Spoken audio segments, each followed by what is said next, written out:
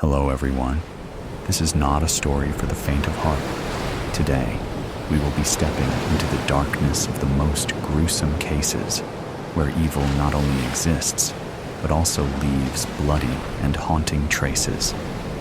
This is Real Gruesome Murder Cases, a series of true stories about murders that made the whole world shudder. If you are ready to face the cold truth in the gruesome corners of humanity, come with me to delve deeper into each case, life, and death. It took him 10 seconds to die. There's a lot he could have thought of in those 10 seconds. Likely among them was how he didn't want to die. There's a fear of the unknown in the heart of every human. An awareness that one day the end will come, that you won't have any control over it. Cultures around the world have stories of what will happen in death. Will you arrive at the pearly gates? Do you need payment for the ferryman to bring you to the afterlife? Or will you find yourself born again and again until you achieve enlightenment, regardless of what he believed in life? In the final moments, did it bring him comfort? Did it bring him peace? Or did he think of the past? Living by the lake, first fearing its depth as a tadpole before emerging as a conqueror. Reliving the carefree moments of youth, of the rocks and sand between toes, and the sap from climbing trees. Growing up with first two parents, then only one, knowing the sorrow that it can bring to one so young. Long nights at the bonfire, first with families, then with friends. The first look, the fire-glow skin, and the reflective eyes. With her came quick smiles, soft hands, and first times. The boy becoming a man as nights lengthened and the sky darkened. She left with the autumn breeze, and he left that lake too. He woke early and trained and marched. He climbed 4-meter walls, crossed ditches, spent hours at the firing range, and completed field exercises in combat gear. Discipline and mental fortitude brought on new meaning. And then, they weren't exercises anymore. He would not have lingered on his military tours, but he would have seen faces of his comrades, dead and alive. With those that couldn't be saved, there'd be the guilt, the sadness, the regret. With those who survived, he'd always have a bond. His superiors who directed troops across the land. Civilians he had helped, who he hoped were doing as well as they could in a war-ravaged country. Together, they had molded him into a man with iron will and direction, rough around the edges, with kindness deep within his heart. It was a life that he'd relived in nightmares. When he left the military, he came back to the lake. Its calmness was a balm for his soul. Watching over it, and the people who surrounded it, calmed his mind and steadied his heart. His work was now to protect and serve the people, to wear a different uniform. He was wearing that uniform as he died. Would he be thinking of his family? He'd never been much of a cook, and he spent many nights at the Main Street diner. She too had come back to the lake, escaping the corporate ladder for the hustle and bustle of the small town, taking over the diner from the previous owners.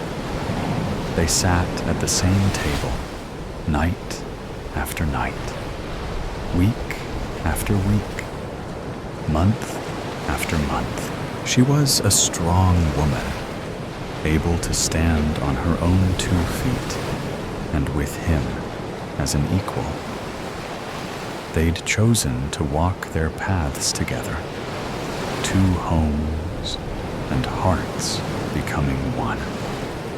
She'd know that this was a possibility with his work, and had never failed to say goodbye as he left. Would he take solace in this, knowing that she'd feel sorrow, grief, and pain, but that she'd be able to continue without him? Or would he worry the most about the pain in a tinier heart to a soul that was just beginning to blossom?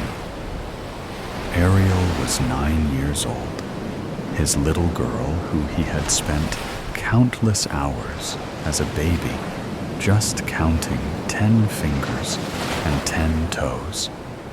He taught her to ride a bike and throw a ball. They'd planned a camping trip for the summer. What would she think of his never coming back? Would she understand that it was his duty? Would she resent it and him? Would she remember all the times they'd shared? Would he be able to think at all? Would the pain override his thoughts in his last moments? Would his world focus only on that and the sounds that echoed around him? From the initial sound of the gunshot to the impact, the pain in his abdomen, and the retaliatory shot from his partner that took down the killer. They had been called for attempted shoplifting at a gas station near the highway. The cashier had caught him, and one of the customers became concerned when the situation had begun to escalate and called the police. They hadn't known about the gun. They hadn't known that the man had gone off his medications. What he did see was that there was a young boy in the store as well, no more than 12. Felix had gone in to get snacks while his dad filled the truck with gas. It was at him that the gun had been pointed in that moment. It was Felix that was saved when he died. Was it Felix that he thought of? The young boy he'd sacrificed his life to save. How would he spend his second chance at life? Would he go to the funeral and see the little girl crying in a black dress? Would he see her around school as his eyes closed for the last time? Would he see into the future? Felix becoming Ariel's self-appointed big brother and guardian, forever tied together by tragedy. Growing up together at the lake, him pushing her when required and comforting her when needed. Her ensuring that he focused on schoolwork as much as sports. Her scared and angry when he told her he was going to the police academy, that he wanted to help others like her father, who had saved him through times of luck and difficulty. Ariel and Felix lived them together. And one day, down by the lake where they had grown up, where her father grew up, Ariel would walk down the aisle to him with her mother by her side. Ariel and Felix would live a long life together at the lake with their family. It wasn't always easy, with fights and sadness, but they came through. When their son was born, they named him Liam, after his grandfather, and sometimes they'd sit on the porch as dusk settled around them, holding hands, thinking about the man who'd given them both so much. Though he would miss all of those moments, the foresight and knowledge that they would be okay, that they'd live a life full of happiness and love, would that give him true peace? For in those 10 seconds, Liam lived. Muddled murder. The first thing I saw when I woke up was the blood. My mind went into a full panic mode, and I flipped out. I started checking all over myself to see where I had been injured, my bloody hands smearing the blood all over my clothes. Then I realized I wasn't injured, which could only mean one thing. It was someone else's blood, but whose? I had no idea. In fact, I had no idea where I was. All I could see around me was a dark, narrow street. I was standing on the sidewalk, quite far away from the nearest streetlight. Above me was the clear night sky. A handful of stars shone down upon me, and I felt that they were supposed to give me some comfort, but my heart rate refused to slow down. And then I saw it. There was a body on the curb, barely 10 meters away from me. My natural instinct was to go and check on the person, but something stopped me. I wondered what, but my memory refused to provide me with anything in my past. I tiptoed closer, not another soul in the alley as I went and checked. I was still a couple of meters away from the man when I realized he wasn't breathing. There was a pool of blood spreading from his torso and onto the sidewalk. The man was dead, and I had blood on my hands. I didn't need any memory to add up the two. A car's headlights suddenly flashed to life in front of me, and the engine revved on. It reversed a bit, and then sped past me, barely giving me enough time to register the man sitting inside. From the small pharmacy in front of me, a short, bearded man came out and started pulling down the shutter. I did the first thing that came to my mind. I ran. I had no idea how long I had run for, but I am sure it was a pretty long time because my t-shirt was completely soaked in sweat by the time I stopped. And it was an early winter evening. I realized I was on a bridge, a few cars going by, couples walking, holding hands, families with little children. I wondered who my parents were, if I was married or had a romantic lover. If I only had my memories back, my life. But the sight of my hand snapped me right out of those thoughts. It didn't matter, because nobody would want to be related to a murderer. I didn't know if someone else had killed him, or if it had been me. But suddenly, it occurred to me that it would be better if I didn't know. If I did remember my past, what if I realized that I had murdered him? Not only him, but maybe others too. Just that thought made me doubt myself, and wanting my memories back seemed like a dangerous option. I descended the bridge to reach the turbid river flowing past me, and thankfully washed up my bright red hands in the water.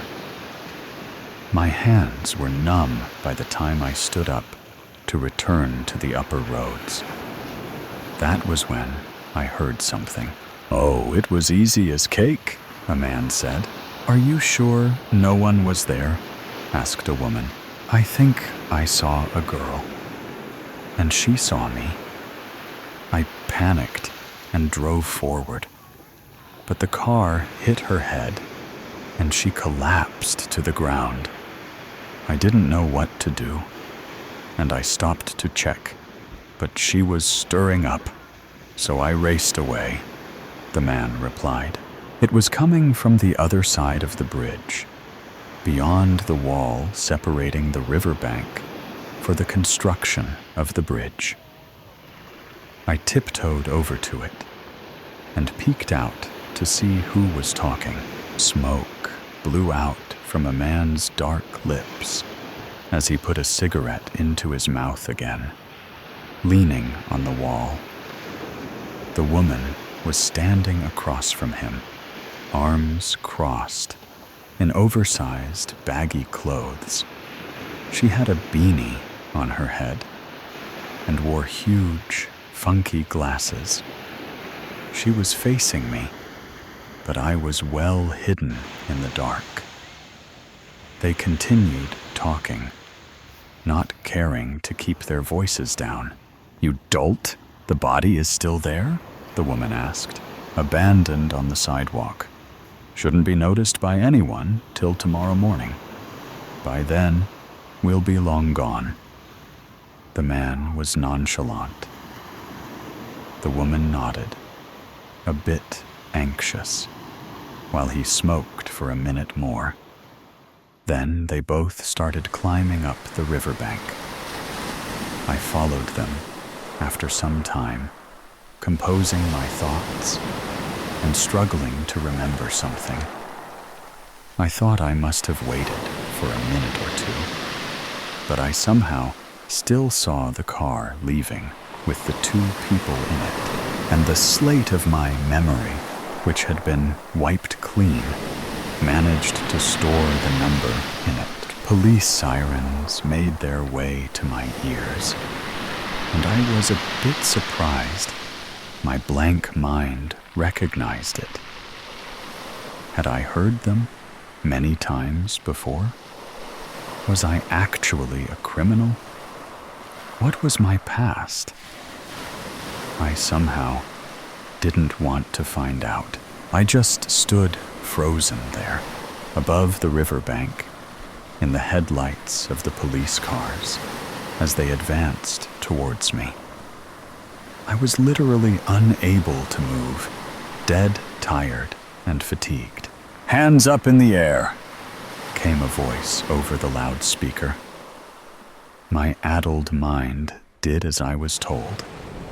The next few minutes were a blur as the cops came out, handcuffed me, charged me for the murder of a famous entrepreneur, and took me to the police station for questioning. Somewhere along the way, I fell unconscious. "Did you kill Mr. Pop?"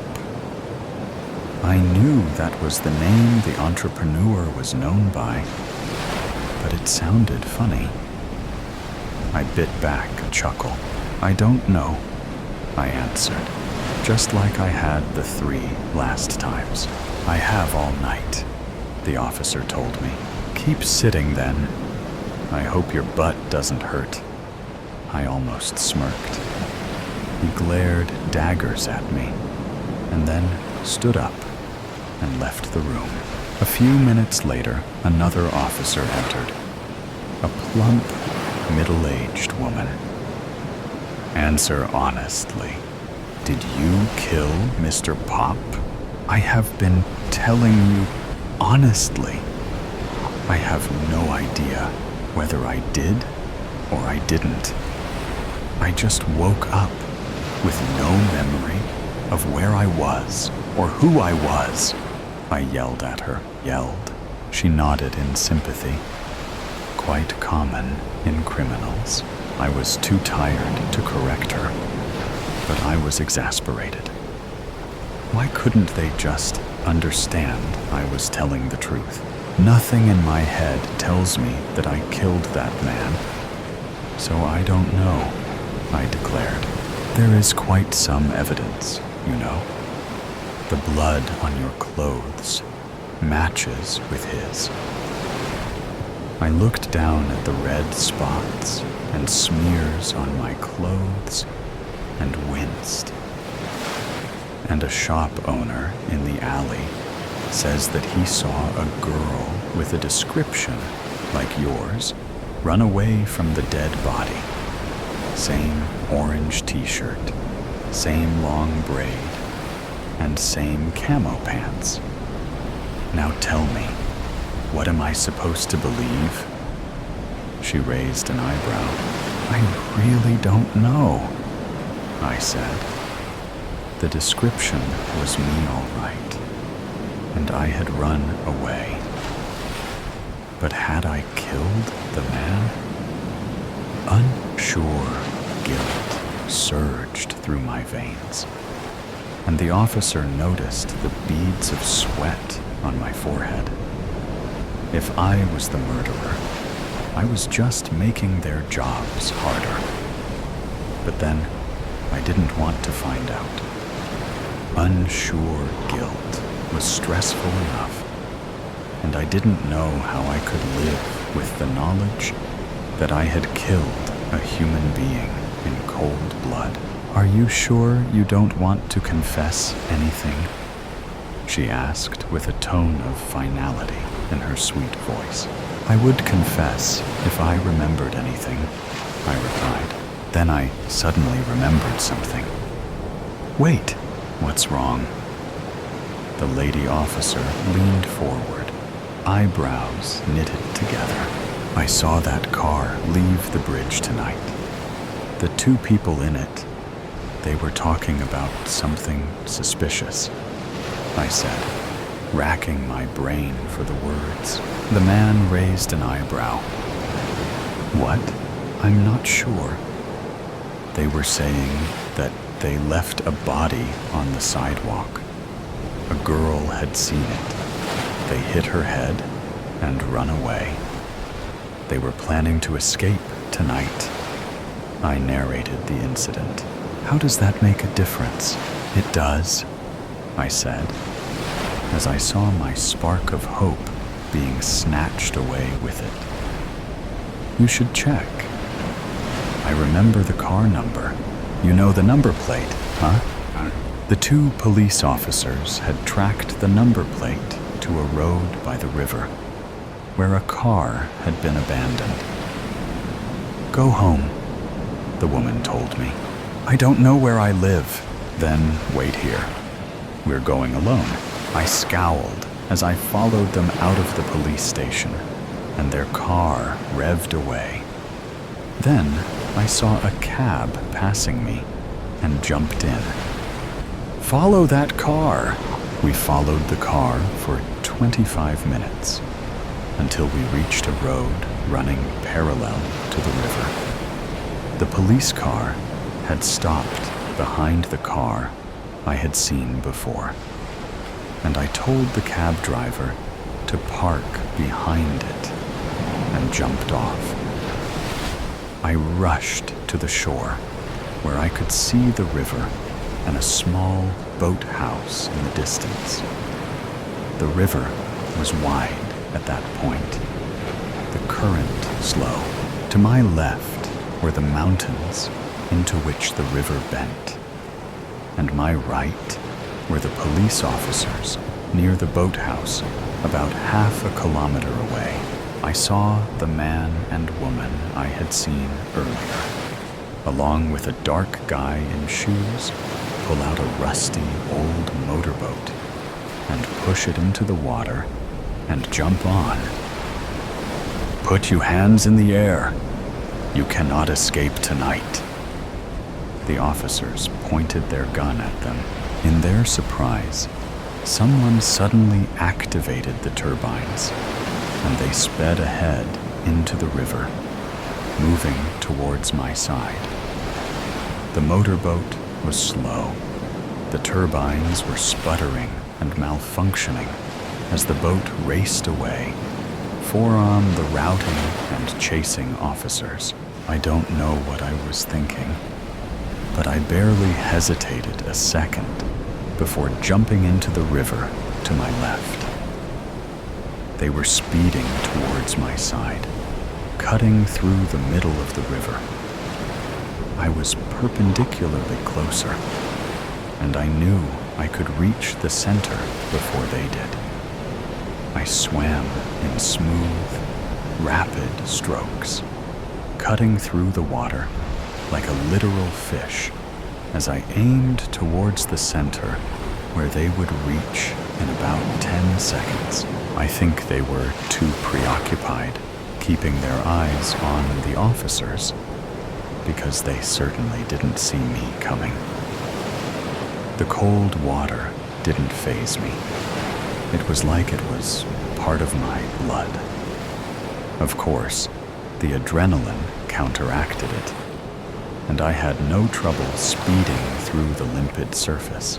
As expected, I reached 1 second before their boat. As it zoomed past me, I somehow managed to grab hold of the end.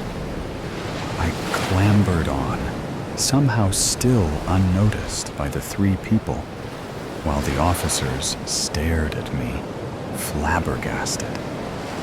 They were too scared to shoot, let it hurt me, so it all depended on me. I crept forward and elbowed the cigarette man in the neck sharply, that he fell to the ground immediately, somehow unconscious. The woman turned to me, ready to battle in her large hanging clothes. I ducked to avoid her punch, grabbed her arm, and twisted it behind her back. Then I kicked her off the boat as it continued speeding away. The last man was the one with the shades, driving the boat. He stepped out of the seat while the boat continued towards the hills and turned to face me. Even though I couldn't see his eyes, a chill ran down my spine, and he attacked. I think my brain was a little slow to process as his kick swept me off my feet and knocked the air out of my lungs. Panting, I pushed at the floor to get up, while he grabbed my hair and pushed my head towards the whirring motors of the boat. He pressurized me into the blades, while I used all my physical strength to hold my head up. He pushed once, twice, and the 3rd time, I finally got a grip with one hand to ram the other into his sternum. As he doubled back, I realized that the boat was heading straight for a wall of soil and bushes. A hill was straight ahead. I rushed towards the wheel, but before I could rush it, the man got up and tugged me back. I wrestled with him, watching the imminent crash drifting closer. He kicked my thigh, and I launched a punch at his shoulder, ran again for the wheel. Grabbing the cool metal, I yanked it to the right, just as the boat curved around the edge of the hill and barely avoided the collision. The man with shades had managed to stand up at the end of the boat, but my sudden turn threw him off balance, and he splashed into the water. I steered the boat towards the shore as I saw the other two criminals climbing out and being ambushed by the police officers. I finally parked along the bank and stepped out, my mind in a whirl, even more muddled than before. The two officers emerged, dragging along the two criminals. The woman went onto the boat and brought the third guy, then came back, and both of them patted my back. But I wasn't paying attention.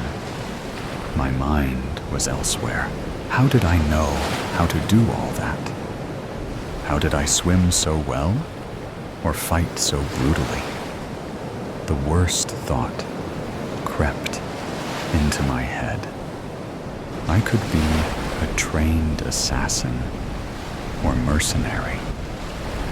I was too much of an expert, and I had been pretty close to the dead man. I was scared that I had led the police on a wild goose chase. I must be the real criminal. I must have killed Mr. Pop. I didn't want to find out.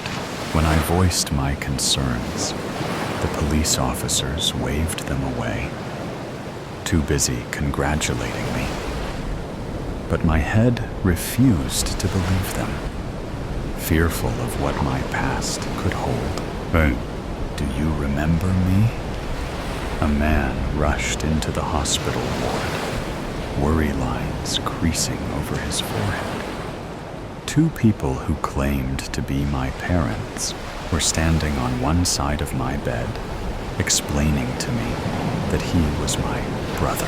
I'm sorry, but no, I said, and he looked like he was about to burst into tears. My parents leaned over and hugged him as they also squeezed my hands. I saw the two police officers appear from the door. They had huge grins on their faces. All three of them confessed to the murder, and we also found them guilty of a couple more. They have been duly imprisoned. Great work, kid, the man said. And on top of that, it was announced a couple of hours ago that you are going to be awarded a bravery medal for your courage. The woman was about to jump up and down. I found it difficult to smile. But how was I able to defeat them so easily? How could I fight so well, swim so smoothly? Are you sure I'm not a danger to society? My brow was furrowed. No, not at all. The man who was supposed to be my father guffawed and slapped my thigh. Don't worry. I'll tell you a bit about yourself. You are 26, won 7 medals for swimming in high school, and now teach martial arts at a renowned academy. The eyes in the forest. The forest was bright and warm. The sunlight dappled across the leaf-covered ground in a way that evoked images of autumn holiday, brochures, and children laughing. There was a slight breeze rustling the upper branches, but down at ground level, all it did was bring the warmth of the sun in from out in the meadows all around. For everyone not working, it was a weekend to head out and make the most of the last of summer before the cold settled in. It was, I thought, a terrible place for a murder scene. "All right, Andrews?" my boss asked as he came over. Despite the fair weather, he was still clutching a takeout cup of coffee like a lifeline, and I could smell the alcohol from whatever he'd been doing last night. "All right, sir. I didn't think you were on duty today." Judging by the state of Detective Matthews, neither had he. However reckless he was on his nights off, Matthews was a consummate professional out in the field when the public could see him. Tell me about it. But 4 bodies in 3 months. No one gets their Saturdays when that happens. Some of us didn't have many Saturdays anyway, but I only gave him a tight smile in response. It wasn't right to bitch about hours and shift patterns when there was a dead body in the vicinity. Another car pulled up into the cordoned off area, and Matthews turned to watch it.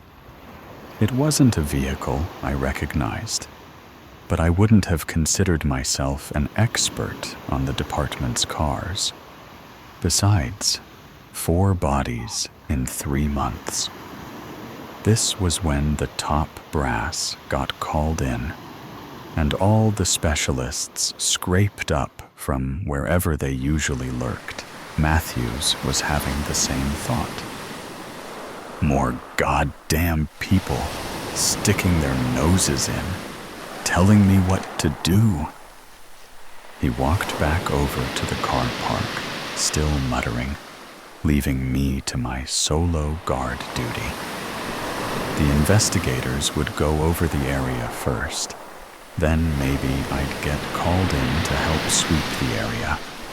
Until then, my contribution to catching a murderer was to stand still and keep people away. Of course, to get to me, they'd have already had to get through 2 other police cordons. I was nothing more than window dressing at this stage. But the more serious the crime, the more window dressing the bosses wanted. Couldn't let the press take a photo of empty space now, could we? Whoever had just turned up seemed to causing something of a stir with the other detectives. They all had more sense than to start shouting. But I recognized the way Matthews had started pacing. A few words drifted across the forest to me, though I didn't get much other than tone. No one was happy about the new person turning up, and I wondered what sort of specialist would cause such a stink. Maybe it's our own Sherlock Holmes, I thought to myself with a snort. It would make the shift more interesting, at least. But there was no way that Sherlock Holmes would work with a modern policing system. All those deductions and assumptions, the evidence courts would be laughing themselves to death. The new arrival was coming my way. I wiped the smirk from my face and stood up a little straighter, staring dead ahead as I watched them out the corner of my eye. Smart suit, skinny glasses, slightly cropped tie, and far younger than I'd expected for a specialist. At a guess, I'd put the man at a few years older than me, early 30s or so, although he could just have had one of those faces that ages well. His height didn't help, and though the ground was uneven, he was about eye level with me when he stopped. "Officer Andrews?" he asked, scanning me up and down. I'd braced for this moment. Who doesn't love a woman in uniform? But there was nothing to his look. It was more like he was trying to read my name on my legs, rather than checking out any curve they may or may not have had. Yes, sir. Even though he was nameless, anyone out of uniform at a crime scene was pretty much guaranteed to be my superior. Better safe than sorry. Can you take me down to the crime scene, please? One moment, sir. I'd barely tapped the call button on my radio before Matthews started waving his arm at me and giving the thumbs up. I tried to nod back, though he didn't watch long enough to see. Right this way, sir. I led the way through the trees to where the body had been found, all the while fighting down the urge to kick the leaves as I went. Precise placement wasn't worth preserving when the leaves were so light and likely to move naturally. But it was hardly very professional. We came round one particularly large tree, meant to keep the victim out of sight, we figured. And there she was. No name, no purse, no shoes, clothing torn. Despite the warm air, I shivered. There was no getting used to this bit. Here, sir, I said. It was obvious, but it didn't feel right to just wave and go, ta-da. Poor woman needed some respect in death, even if she didn't get any in life. Thank you, Andrews. You can go back to your post now. Are you sure, sir? Solo investigation. Seriously? And I hadn't even gotten the man's name, let alone his rank or speciality. But Matthews had waved me on. If this went wrong, I could pin the blame on him, right? No, that was childish, I'm sure. Thank you. As he dismissed me, he knelt down by the body and started looking at it, leaving me to walk away. I turned back half a dozen times, but he didn't seem to be doing anything, just staring, waiting, perhaps. But then what for? Me to leave? My stomach tied itself in knots, and I looked at the dead woman's face. I didn't like leaving her here alone with him. Rank left me with no option, though. I dragged my heavy feet back to where I'd been standing, and was grateful to see that Matthews had wandered closer again. Sir, I said as I came up behind him. What's up? He asked. Despite the coffee cup hanging empty in his fingers, he looked rougher than he had earlier. Whoever the stranger with the body was, he sure could rile people up. Am I good to leave him alone? Sir, only protocol and all, Matthews snorted. Ah, protocol? Some fancy arse from God knows where rocks up, and suddenly we're ignoring it. Yeah, it's fine, Andrews. He's got special dispensation. Curiosity got the better of me. How come? Because of his impeccable completion rate. Solved more crimes than half of our department, by all accounts. So the sun shines from him, and we all have to bend over and worship. Damn it. If I knew we'd be standing around with our thumbs up our arses, I'd have gone and gotten another coffee. I bit back all my opinions on what that would do for the twitch under his eye, and watched as he walked away again. Curiosity was still burning inside me. Impeccable completion rate? What did that even mean? And if he worked alone, did that mean he had some secret technique for solving crimes? I headed back to my post, but when I got there, I checked over my shoulder. No one was watching, not that they had any reason to.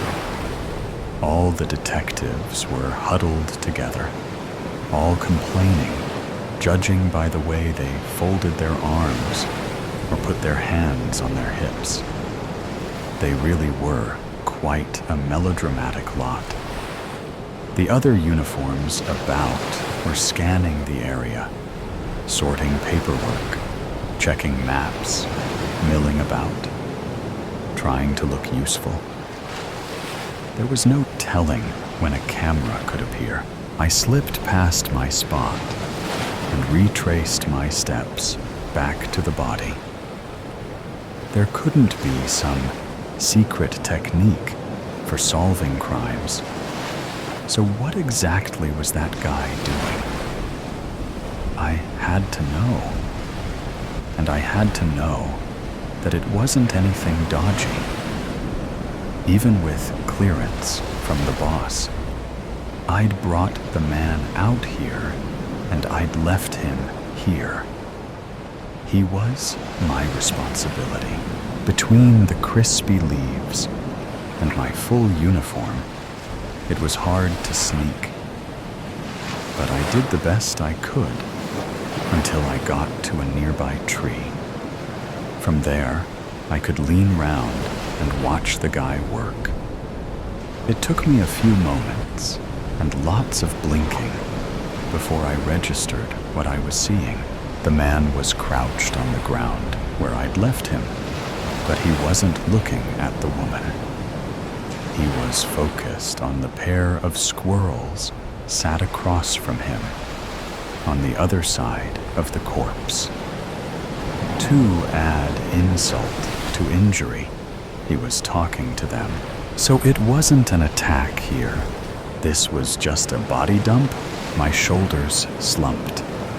A great detective, wonderful record, and his secret technique was explaining things to animals.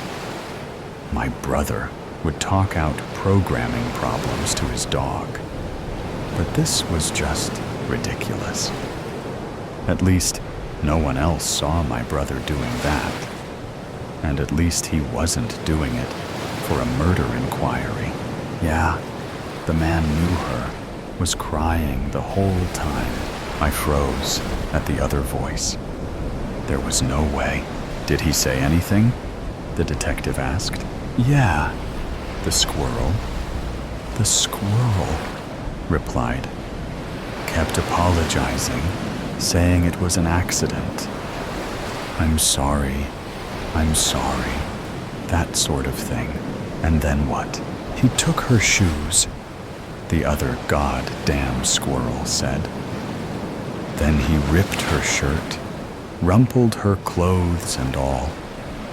She was properly dressed before she got here. He did all that here. Anything else? Don't think so. That all you need? Yes. Thank you. That's most helpful. The detective smiled and nodded at the squirrels before they turned and scurried away.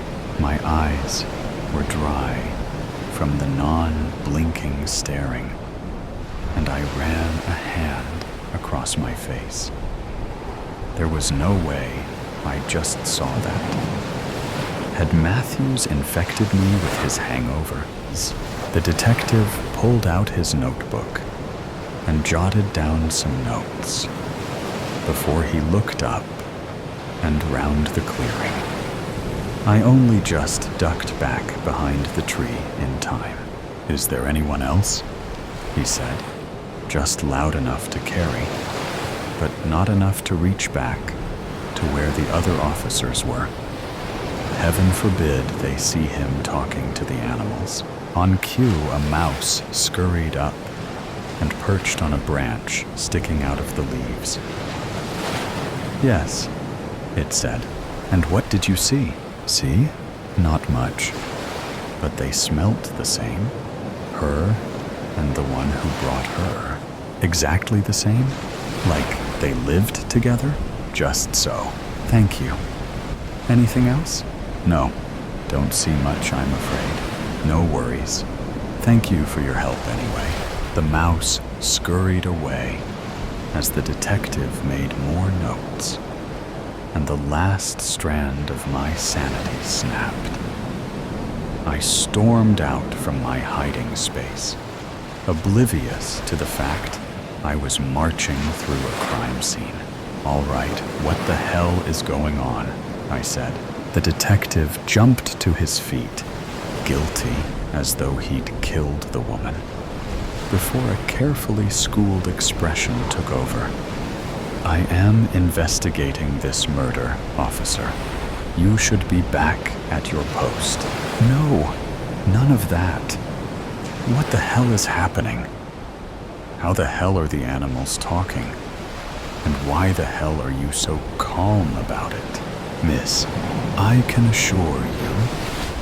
He cut off mid-sentence and stared at me as though I was the weird one in this scenario. Hang on? Talking? Don't pull that crap with me. I saw you taking notes. You heard them, but so did you. You heard the animals talking? Yes, but how? He ignored the anguish in my voice and just kept staring. I was halfway through, weighing up whether to just punch him, assaulting a superior, and how would I explain why, when he broke into huge grin. I hadn't realized how morose he'd looked before, and I blushed at the sheer childlike joy on his face. I've never met anyone else like this before, he whispered. Hey, prove it. Mouse, come back. The mouse scurried up again, though it shuffled away when it saw me. Yes? The detective spun to me and nodded. Go on, talk to it. I said. Would this count as playing along? Or was I losing my mind as well? For the first time in my life, I wanted nothing more than to be on guard duty. Hello? Mouse? Greetings, the mouse said with a little bow. I shook my head. I wasn't bowing to a mouse. Yes, fine. Greetings. Are we done now? I asked the detective. Because I am currently talking to a mouse, and I would like some explanations. One more thing, he said. Ask it about the weather. Are you for real right now? Just do it. I rolled my eyes, but academy training was hard to kick. Someone says jump. You ask how high, or ask after the weather. How's the weather? I said to the mouse with a wild grin on my face. Fair, the mouse replied. The leaves are falling early this year, but the rain has stayed off for now. Great. The detective took a step towards me and peered at my face. What did he say? You heard what it said. No, you tell me. Repeat what the mouse said. Shaking my head at the stupidity of the statement, I did as I was told. The leaves are falling early, but the rain has stayed off for now. Is that it? Are we done with this madness now? You really did hear it. Yes, I told you that. Yes, I'm sorry. I just had to make sure that you weren't lying. All sense of decorum went out the window.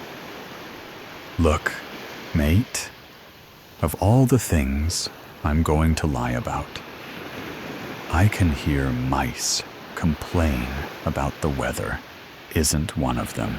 The detective ran a hand across his hair and smiled sheepishly. Yeah, guess not. I'm sorry. Like I said, I've never met anyone else who can do this. I had to be sure, but how? How are we hearing animals, Doc? No idea. I've never found any explanation or even a suggestion that it's happened before. Then how did I discover it? I used to do it as a kid, but then I figured it was just something wrong with my head.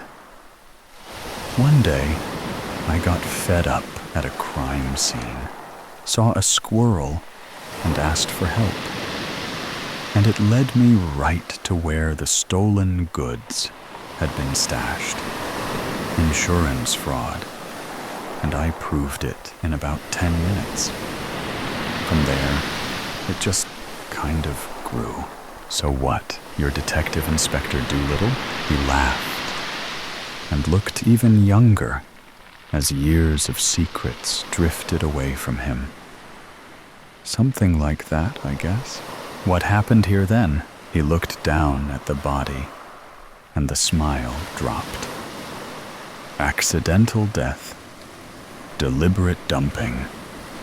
She died in her home, I reckon.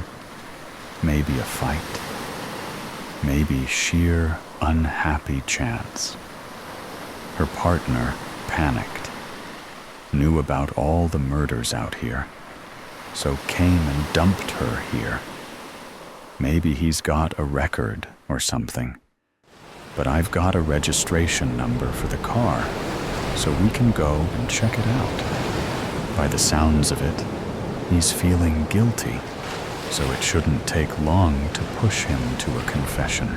I had been nodding along till I fixated on one word. We?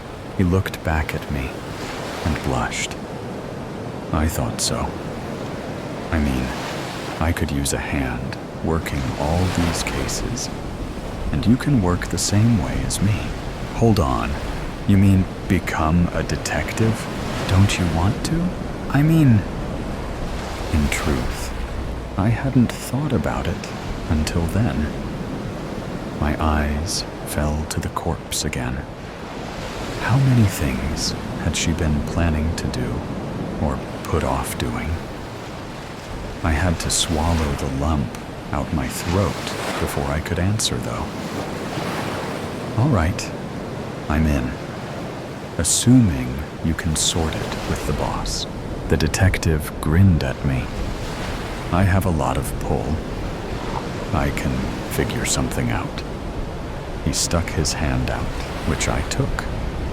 Detective Inspector Christopher Griffiths, Officer Iris Andrews. A pleasure to meet you, Iris. Now, let's go talk to a murderer, shall we? The voice thief. Tom, have you ever been in that situation when you are in a serious emergency, but you can't tell anyone? Well, if you have, you might have a similar story to mine. It all happened last year. I was at McDonald's for my best friend's birthday party when it happened. I was just walking around when a man in a Ronald McDonald costume walked past me. He looked at me and said, "Come here, child." Okay, that was a bit weird, and I was now questioning if this really was a man in a suit. So I kept my distance. That made him mad. I said, "Come here, child." He sneered. By this point, I was freaking out. This man was crazy. I had to warn the others. So that was when I did the only thing I could do. I screamed. That is, I tried to scream. Ronald looked at me and grinned. "Do you want your precious voice back?" he asked. I ran, unable to warn anyone of this monster that was all I could do. And now, 1 year on, I still am. Okay, I know you're wondering, what on earth does that have to do with anything? Well, McDonald's is about to close down, so they're throwing a goodbye party. I'm going to go. I know, my first party in a while. There is but one reason I'm going. My voice. I need my voice back. I would give anything just to hear it again. I'm getting this Ronald McDonald guy back for what he has done. Ronald, my trap has worked. For years, I have stolen the voices of children and added them to my collection. Each child has had their life ruined, and they don't have the brains to write a note to warn everyone else. But I have now become bored with my collection, and I decided, why not just capture the kids? I do have an enormous basement to put them in, and who would miss those brats anyway? My plan is simple. Capture all the kids that go to the throwaway party. Tom, the party is on. There are sales everywhere I look. Kids run around like crazy. I try not to get sidetracked by all the sales, but soon find myself in the queue. That's when I saw him, Ronald McDonald. It was time for revenge. Ronald, I can't believe how dumb this kid is. After I took his voice, he still comes to the party. Oh, well, I guess I'm in luck. So far, I have caught 30 kids. I'm going to give this one a jump scare. Tom, wait. Where on earth did that guy go? I sigh. Maybe I might see him again soon. That's when I felt a tap on my back. I turned around, and there he was, Ronald McDonald, his lips a blood-red color. "Come, child," he says. It's all a repeat of the first time we met. I forget revenge and run. And I won't stop this time. Ronald, the kid took the bait. He's running straight into my trap. Now it's time for some fun. Tom, okay. I know you're wondering how I ended up in this trap. But not even I know.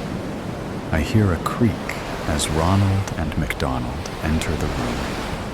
He holds my voice in one hand and a knife in the other. "Do you want your precious voice back?" he asked with a grin of pure evil. I wanted to scream, but I couldn't. I had no voice. That was when Ronald did something horrid. He killed my voice. He stabbed it. My voice screamed, and my throat went numb. My mission had failed. Ronald laughed, a wicked laugh. It was the type of laugh that freezes fire and melts ice. Then it occurred to me, I was going to die. Ronald, this kid has been an interesting type. the type that I like to turn into food. I seized him by the throat and carried him down a long passageway to the food processor. What food would I turn him into? A child nugget. Perfect. What a snack they will be. I'm drooling just thinking about it. Time to drop him in. Tom, I can't believe this. Pure cannibalism. Ronald let go. I fell down through the machine, landing in a pile of breadcrumbs. Before I could relocate, a huge roller ran over the top of me. I was knocked out cold. When I woke, I was in a freezer, marinating. Ronald McDonald sure has a bad recipe, I thought. It was cold. I was surprised I wasn't dead yet. Then, out of nowhere, a claw grabbed me and I still shudder to think about it. It dunked me in grease. The grease was boiling.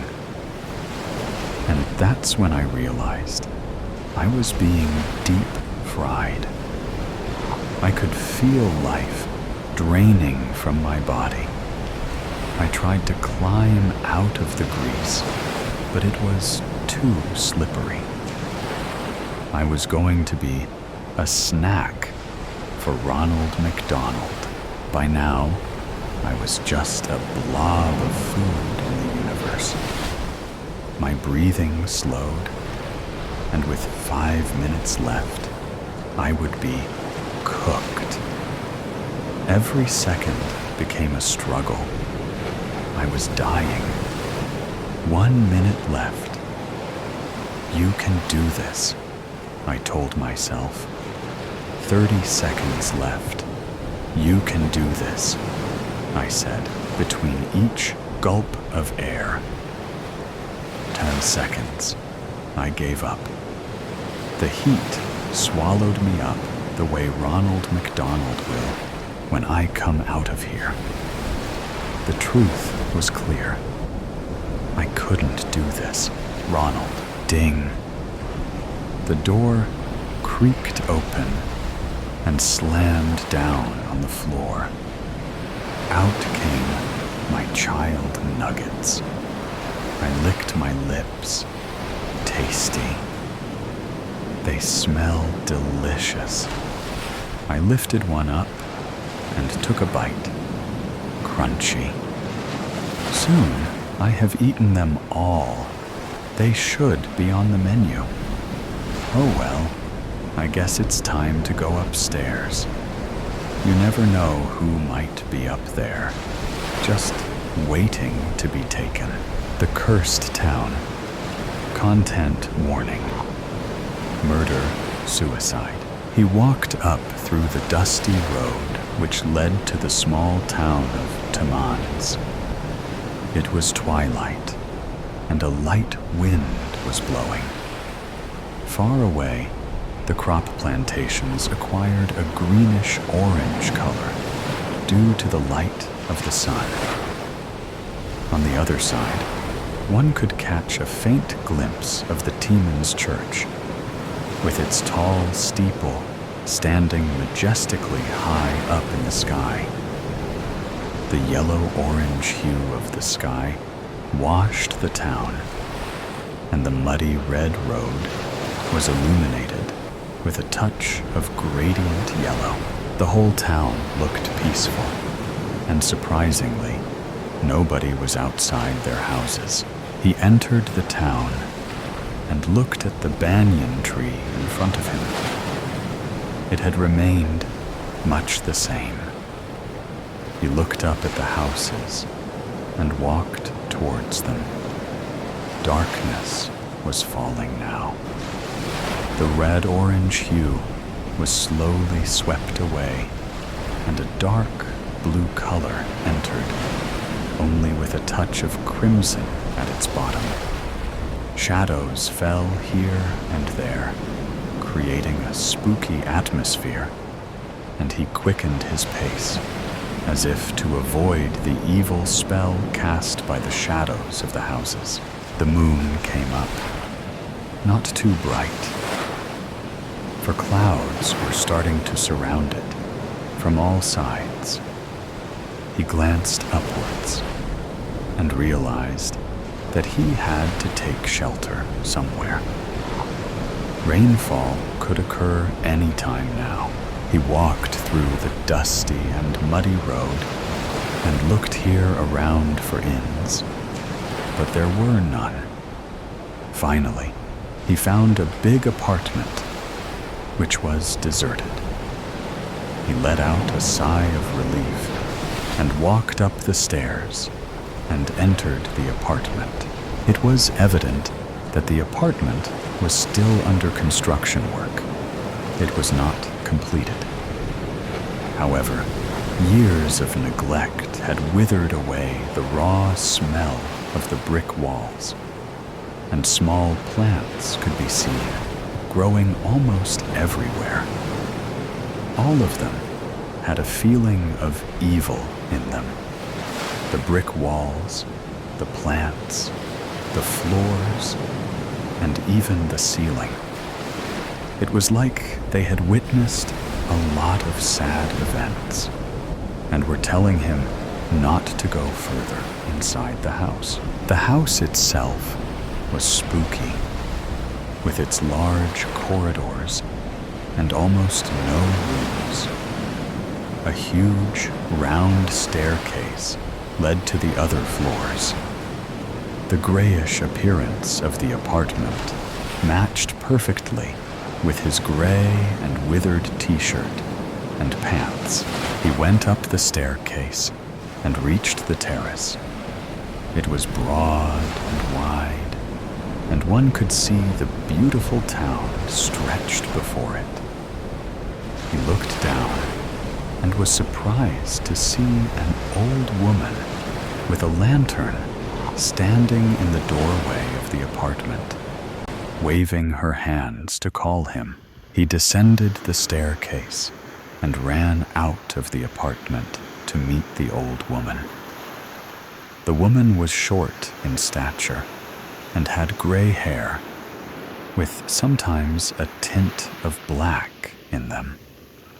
Her face was wrinkled, and she looked at him through her cat-green eyes, piercingly. "What are you doing here?" she asked coldly. "I am a visitor, and I came here for certain business matters. I could not find any inn to spend the night in, so I came here," he said. She looked at him suspiciously, and then said, "Okay, you better come with me. This place is not good, especially at night." He nodded his head and followed the old woman. He was cold with fear and could not understand what was happening. He followed her till they reached a cottage, and the old woman asked him to enter. He went inside and enjoyed the warmth of the fire which was lit. He sat down on a sofa, and the woman came to her with a candle. She placed the candle on the table and handed him a plate. "You must be hungry. Here, have some food. You better not go to the apartment anymore." "Why?" he asked. "It's a long story. I have seen too much of this world to remember happy deeds. Most are evil." "What do you actually mean? Do you want to hear?" "Yes, I do." She took a long, deep breath and then began. "Long ago, when I was about 17 years of age, there used to live a plantation owner named Hamilton. He had a lot of money and was very rich. You see those plantations? All those were Sir Hamilton's.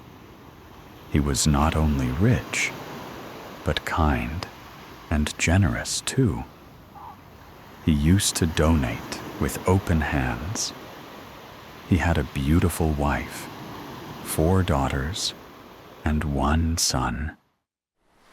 However, naturally, his neighbors were very jealous of him and despised him. He did not care that much for that. But one day, his neighbors attacked his family. His daughters were of almost my age then, and the son was only a baby. They killed his daughters and his wife, but somehow Hamilton and his son were able to escape. Why did not Hamilton inform the police? He asked. There was no evidence against the neighbors. He had nothing to do. I later heard that he had fled somewhere to Canada. But how does it relate to the apartment? The old woman sighed. Her green eyes glistened, and she said the apartment was being made by Hamilton. He wanted to turn it into a hospital. Yes, but how does that matter anyway? Rain had started falling heavily, and the fire and candle went out. The 2 people were left in total darkness. However, he could still see the old woman's eyes glistening. The old woman said, "For the past few years, there had been a lot of suicides there. Many girls of around 16 to 17 years are committing suicide there. It all started with the daughter of Mrs. Morpin. She jumped from the terrace we were standing a few minutes ago. The second case was of Mrs. Rayon's daughter. She was found hanging from the chandelier one morning, her face white and terror-stricken. He was taken aback and looked at the old woman with wide and fearful eyes. Lightning struck, illuminating the whole room for a moment, and he could see the old woman's face, ugly, wrinkled with a strong, piercing glance, which was almost witch-like. He wanted to run out of the house, but some strange power kept him rooted to his seat. The old woman said, "You better go to sleep now. I guess you had a very tiresome day." The old woman showed him his bedroom, and he fell down on his bed, immediately asleep. The next morning, when he woke up, he could see the sun shining brilliantly outside. He heaved himself up and went to the living room. The old woman was preparing coffee. She handed him a cup, and he sat down on the sofa. He drank from the cup the delicious, thick cappuccino and felt refreshed. He almost forgot all the horrible incidents from yesterday night. "Where do you want to go today? I can show you the way. It is evident that you are new to this place, as you were talking about inns in here. I have heard about Kingsman's Place here. Can you please take me there?" "Kingsman's Place? Okay, I will. It is a business center here. When do you want to go?" "About 9:30. What do you say? Please prepare a packed lunch for me." "Of course. Get ready then." He went back to his bedroom and took out his suitcase. He looked at himself in the mirror. He was middle-aged, but still, he looked pretty young. He brought out a coat, shirt, and pant and put it on. He looked the perfect businessman. After having breakfast, the 2 went out. On the way, they came across the Flint River. There he saw some girls whispering and talking together. One of them was extremely beautiful. Her fair skin, with an orange tint, made one remember pure milk. Her eyes were a deep blue, and she had beautiful black eyelashes. Her cheeks were pink, and her lips were a light red. Her mass of curls was thrown at her back, and she wore a pretty green dress. Her hands were well toned, and her legs were slender and well shaped. She looked a pretty picture. He stared at her for some time, and then she turned to the old woman, and pointing to the girl, he asked, "Who is that girl?" The old woman glanced at the girl and then said, "She is Mr. Trudeau's daughter." "Pretty, isn't she?" "Yes," he said. "What is her age?" "About 17. He sighed and gestured at the old woman to move forward. They reached Kingsman S. Place, and the old woman left him there with his lunchbox. He did not wait there. As soon as the old woman was out of sight, he started running. He did not stop until he reached the old building. He entered and went up to the terrace. The terrace was absolutely empty. Despite being so large, the parapets were very low, and there were high risks of falling to death in case of an accidental slip. Unlike the rest of the house, almost no plants were there on the terrace due to some unknown reason. He roamed here and there on the terrace. He stepped very carefully, and whenever he looked down, he was sick at the sight of houses so far down below. He hated heights and was afraid of them. He went downstairs and waited. "You know, Laura, I will go to Grandma Fontaine's house today." The words kept ringing in his mind. To reach Grandma Fontaine's house, she had to cross this building. There she was coming, alone. Nobody was with her. He waited silently, and as soon as she came in front of the apartment, he gripped her hand and pulled her inside. Before she could scream, he put a handkerchief under her nose, and smelling the chloroform, she fell unconscious. He now prepared for it. He dragged her upstairs to the terrace and carefully washed her face. He then threw her down the parapet, and she landed with a loud thud sound. Dead. Yes, she was dead. Blood was flowing from her, and her pretty face was peaceful. He quickly fled from the place before anybody could see him. He did not return to the old woman's house. He kept walking towards the outskirts of the town. It would take him almost 3 hours to get out. He had seen his own sisters and mother get killed in front of him. Those Morpins, Rayons, Trudeaus, and Greys have killed them out of jealousy. He and his father had somehow fled. But after some time, his father also died. He died saying, "Kill Morpin, kill Trudeau, kill Rayon, kill Grey. Don't let them live." He had done that. He had killed all of them, except Grey's daughter.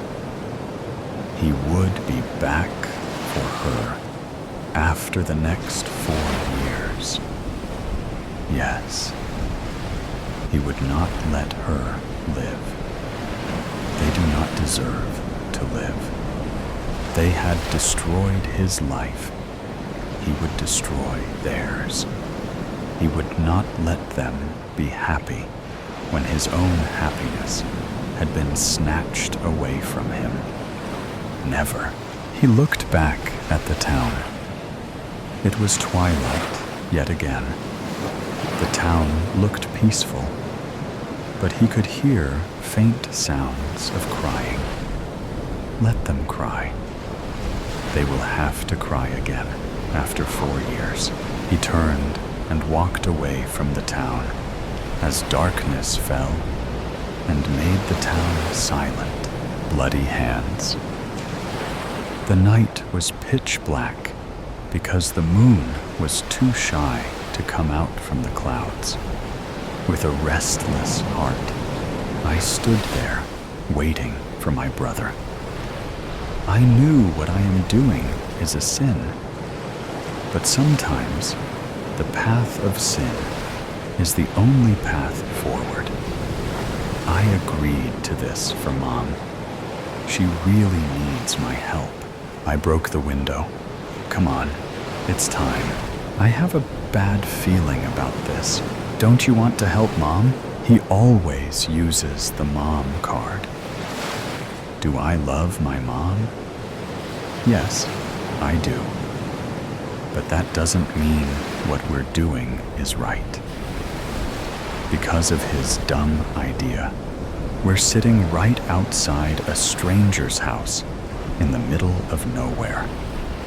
A simple mistake could derail our whole plan. Mom needed money, and she was never going to ask me for help. But I wanted to help her. She has done enough for me, maybe more than enough. Being a single mom in this patriarchal world is pretty painful. I know that. That's why I asked my 1 minute older twin brother for help. Never did I think he would come up with a plan for a heist to save the family. Mom will have a heart attack if she finds out about this. She won't know about this. I swear on Dad. He talked as if he knew what I was thinking. Whoa, calm down. I will go in. We never talk about our dad unless it's necessary. So I knew he was serious. He always comes up with all these stupid ideas that get me in trouble. But Mom thinks it's me who does all this. But this time, he might be on to something. But I think the same thing every other time until things start to go sideways. Yet, I was ready to take the chance one more time. I opened the door and went inside the dark kitchen. The whole place was filled with a foul smell. If my expert brother is correct, a man lives in this house alone with a priceless gold chain of his ancestors. Many have seen him roaming around in his courtyard with the chain around his neck. I just have to find him, sedate him with chloroform, and steal the chain. If I am lucky enough, he will be sleeping with the chain around his neck. Just take it and leave while slowly sneaking towards the bedroom. I looked back to make sure my brother was behind me. I stopped in the middle of the dark room when I saw a hammer in his hand. What's that? Nothing. It's just for protection. As I stood there, unsatisfied with his answer, the lights went on. The next thing I heard was a man screaming in fear. While I looked around to find the source of the scream, I heard a bang. a strange man fell onto my arms with a bleeding head. His helpless eyes reminded me of someone I knew. Dad? As I was trying hard to figure out what was going on, I heard my brother's voice coming from the door. With a bloody hammer in his hand, he was screaming, "Come on, let's go." As I started to run, following my brother, I knew things have gone wrong. I could feel the warmth of the blood splattered all over my face and clothes. Slowly, my vision began to blur. I could no longer see my brother. Darkness covered my eyes. I continued to run into the dark path in front of me. After running for some time, I reached my house. I got in through the back door, just like I did at that stranger's house earlier. I felt the guilt growing inside me. I should find my brother. I searched the whole house for him, but he was not there. Where has he gone? I need him. I tried hard to bottle up my emotions so I won't wake up my mom. She was sleeping. After working all day long for me, she deserved the rest. She needed the sleep. I searched for my phone to call my brother. I need him now. The eyes of the man began to haunt me. I could feel my mind going out of control. I couldn't handle it. The phone was not in my pocket. It was there. It was there when I went inside the man's house. It must have slipped out. I bit hard on my arm to feel some pain. I fucked up big time. Mom's going to lose it when the police come for me. She won't take it. She can't take it. I began to hear sirens from far away. Where is my brother? Where is he when I need him? I felt a sudden weight in my left arm. It was the hammer, soaked in warm blood. Wasn't it in his hands? I saw him run away with it.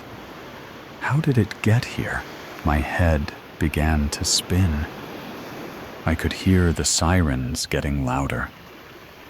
The police are coming for me. They will drag me away from my mom. They are going to make her sad again. I won't let that happen. She doesn't deserve that. She doesn't deserve any of this. Free her. Free her from the pain you will cause. The pain she is about to feel. I could hear my twin brother again in my head. He always comes up with all these bored ideas that get me in trouble. But this time, I think he is on to something. As I moved towards my snoring mom, I could hear the sirens nearing. I can't let them take me away from my mom. I smelled her beautiful black hair with the soothing smell of jasmine. I lifted the hammer as my brother told me. With a full swing, I bashed the hammer into her head. All of a sudden, the sirens in my head went silent.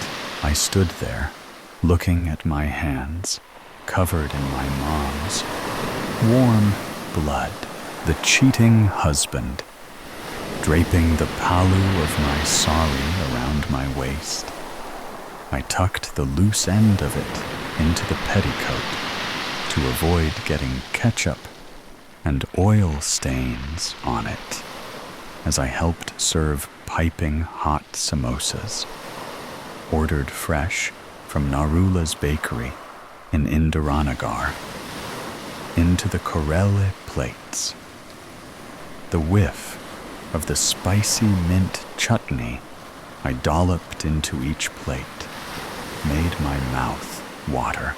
Next, I served vegetable spring rolls, paneer tikkas, and semolina idlis flavored with mustard seeds and curry leaves into each plate, adding chicken tikkas into the plates for the 2 non-vegetarians in our group of friends. Said Mira, tasting the cream of mushroom soup from the ladle as she leaned over the stove where the soup had been simmering. Careful, darling, I said, grabbing her palu as it slipped down her shoulder and nearly licked the flames of the stove. You should tuck it in. Mira turned around, facing me as she smoothed her lavender chiffon sari. What do you think? The layered diamond necklace around her slender neck and the diamond studs in her ears shimmered under the bright kitchen lights. The makeup, expensive and excessive, had done its bit in covering the fatigue that comes from working long hours in an HR leadership position at an IT services multinational corporation. But it couldn't camouflage her dissatisfaction with nearly everything in her life, including her husband, who I thought doted on her. You look stunning, I lied. Beautiful sari, she scoffed, rolling her eyes. One thing Raj does well after years of practice, picking up the right gifts for me. You've trained him well. You know, Adi doesn't even know what the various fabrics of saris are, let alone buy a sari for me. There are many other things my husband, Aditya Gulati, does not know, including the surprise I've planned for him tonight, which he should be receiving any minute now. Oh, come on. So what if he can't buy a sari for you? He brings home enough money, she said, winking at me. Well, that's true.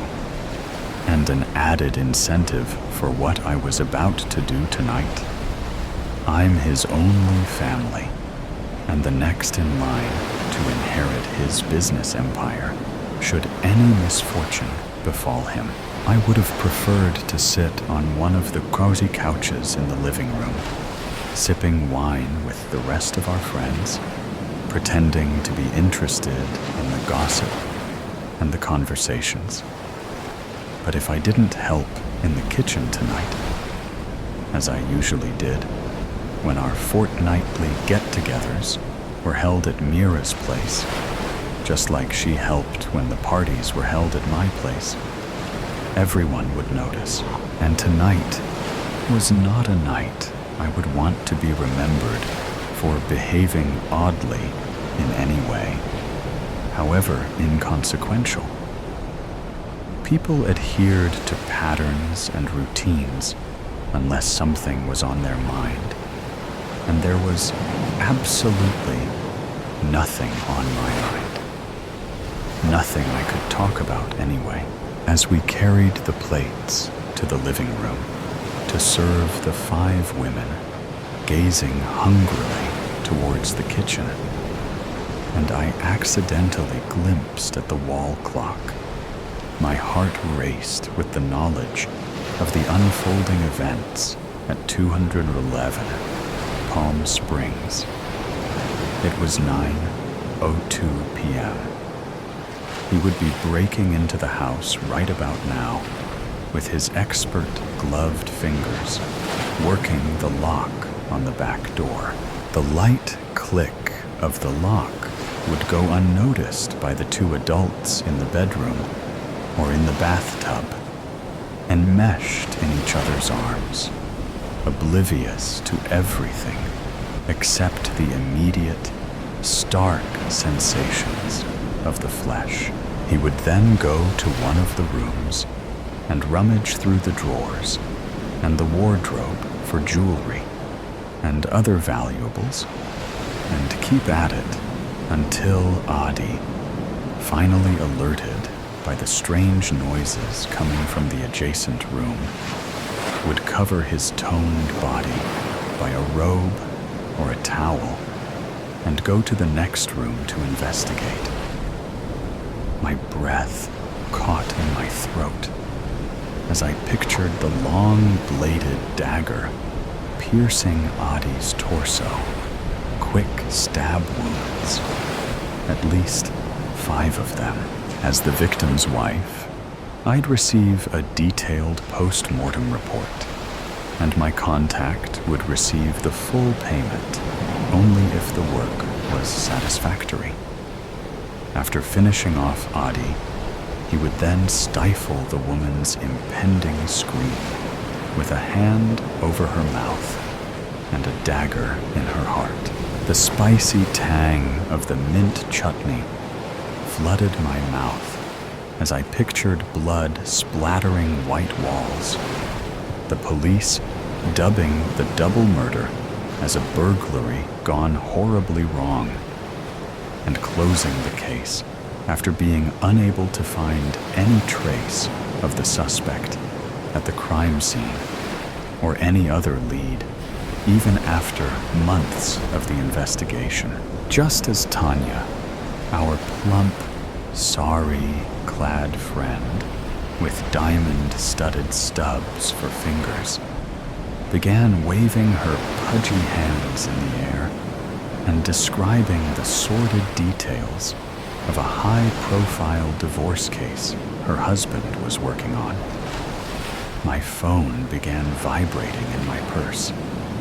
Not my ordinary phone, but my burner phone, the one I'd bought recently for one specific purpose.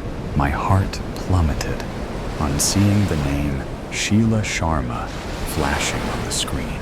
I'd saved the investigation agency's number by this name to avoid any suspicions at home, even if Adi had stumbled upon the phone by chance. I would have told him it was my new office phone. The subject was seen entering house number 211, Palm Springs, at 2 p.m. in the afternoon on March 19th. The subject and the female resident of 211, Palm Springs, were seen on the balcony having drinks at 2:35 p.m. and embracing at 2:49 p.m. Holding hands, they went in towards the bedroom at 2:55 p.m. The subject emerged from the house at 4:45 p.m. and left the house in his car. There were many such reports I'd received in exchange for the total bill amount of rupees, 450,000 pound, I'd shelled out over 3 months. My husband was cheating with a much younger, unmarried woman who worked as a receptionist in his office. He hadn't yet brought up divorce, but I had a feeling it was on his mind, and he was looking for the best opportunity while building up his courage to talk about it. I stepped into the cool air on the balcony and closed the sliding door behind me. "Hello," I answered the phone. "Mrs. Gulati," said a deep, cultured voice at the other end. I immediately recognized him as Mr. Aurora, the managing partner of the agency. But why would he call me himself? It was usually the manager assigned to my case who communicated with me. The protocol was that the secretary would first call me up and set up a meeting with the case manager at my convenient time. At the allotted time, she'd call me again and patch me into the call with the case manager. "Mr. Aurora," I said, "what's the matter? I'm really sorry to be calling you up at this time, and I apologize if this call has caused you any inconvenience." He paused. "I'm afraid I have some bad news." "What?" I blurted out. My mind was spinning. I had made the last payment to the agency a week ago and terminated our contract after receiving all the evidence they had collected over the past 3 months. Everything I needed to set my plan in motion. What could have possibly gone wrong? Mr. Aurora cleared his throat. "There was a mix-up at our end. The file and the evidence we gave you was for another case, not yours. It's a grave mistake, I know, and I personally take full responsibility. We are willing to refund your full amount." My knees buckled under my weight. What did he mean? Was my husband not cheating on me with the pretty receptionist? But even before I had hired the investigation agency, all the signs were there. Adi was returning home late every day, many a time with his clothes smelling like a woman's perfume. He was distracted and extremely possessive of his mobile phone, taking it with him to the toilet as if he needed it to wipe his ass. No, my husband was certainly cheating on me. All the signs were there. "I want the correct file," I said, finally finding my voice. "Of course," said Mr. Aurora, his voice heavy with relief. "I have it here with me. I can have it delivered to your office tomorrow morning. Would that be okay?" In my purse, my other mobile began vibrating. Why was Roy calling me at this hour? I had spoken to him 2 hours ago on my way to Mira's house. He knew I'd be occupied today, and how critical it was for everything to be perfect tonight. One call in one evening could be attributed to work discussions. We worked together, after all. But 2 calls on the night my husband got murdered could arouse suspicion. I groaned inwardly. "Sorry, did you say you have the file on your desk?" "Yes, I do." "Read it out to me." A pause. "Sorry, Mrs. Gulati. Transmitting this information over the phone." My head was exploding with fury, splotches of red blurring my vision. "Listen to me, Aurora. You fucked me by giving me the wrong information. I could sue you for lakhs of rupees. I could have your ass arrested. Read me the information right now, or you'll pay dearly for your mistake." I could hear his mind's machinery whirring over the mobile phone. "Aurora," I said in my best intimidating voice. "Just a minute, please," he said. Some papers rustled. "Your husband indeed is cheating on you, Mrs. Gulati." The address of the woman in question. "Yes," I said breathlessly. "C401, High Garden, Indiranagar. The woman is..." "I'll call you back." I snapped the phone shut, holding my head between my hands. Mira. My best friend, Mira. Adi and Mira. I could not believe it. I was going to ask them to bring photographic evidence this time. I wouldn't believe just the report like I did the last time. With trembling hands, I dialed my contact's number. Maybe it was not too late for the couple in 221 Palm Springs, somebody else's cheating husband and his mistress. Maybe the dense Bangalore traffic had delayed my contact. Maybe call waiting. He was talking to somebody else. Fuck. Roy's name flashed on my mobile once again. Hey, is everything okay? I froze on hearing Myra's voice behind me. She had appeared silkily out of nowhere and was now standing less than 3 feet away. I gazed into her brown eyes, trying to find the answers to my questions. Was it really you who was having an affair with my husband? Why did you betray your best friend? All's well. I need to use the washroom, I said, sliding in through the door past her. I went directly into her bedroom and closed the door. 2 or 3 minutes was all I had before she became suspicious. I began rummaging through her jewelry box on the dresser. If she was the woman Audie was having an affair with, she'd be missing a leaf-shaped diamond stud, one of which I'd found between the bed and the mattress while changing the sheets in our guest room. So many earrings and rings and chains in gold and diamond, and the woman was still unhappy. Aha!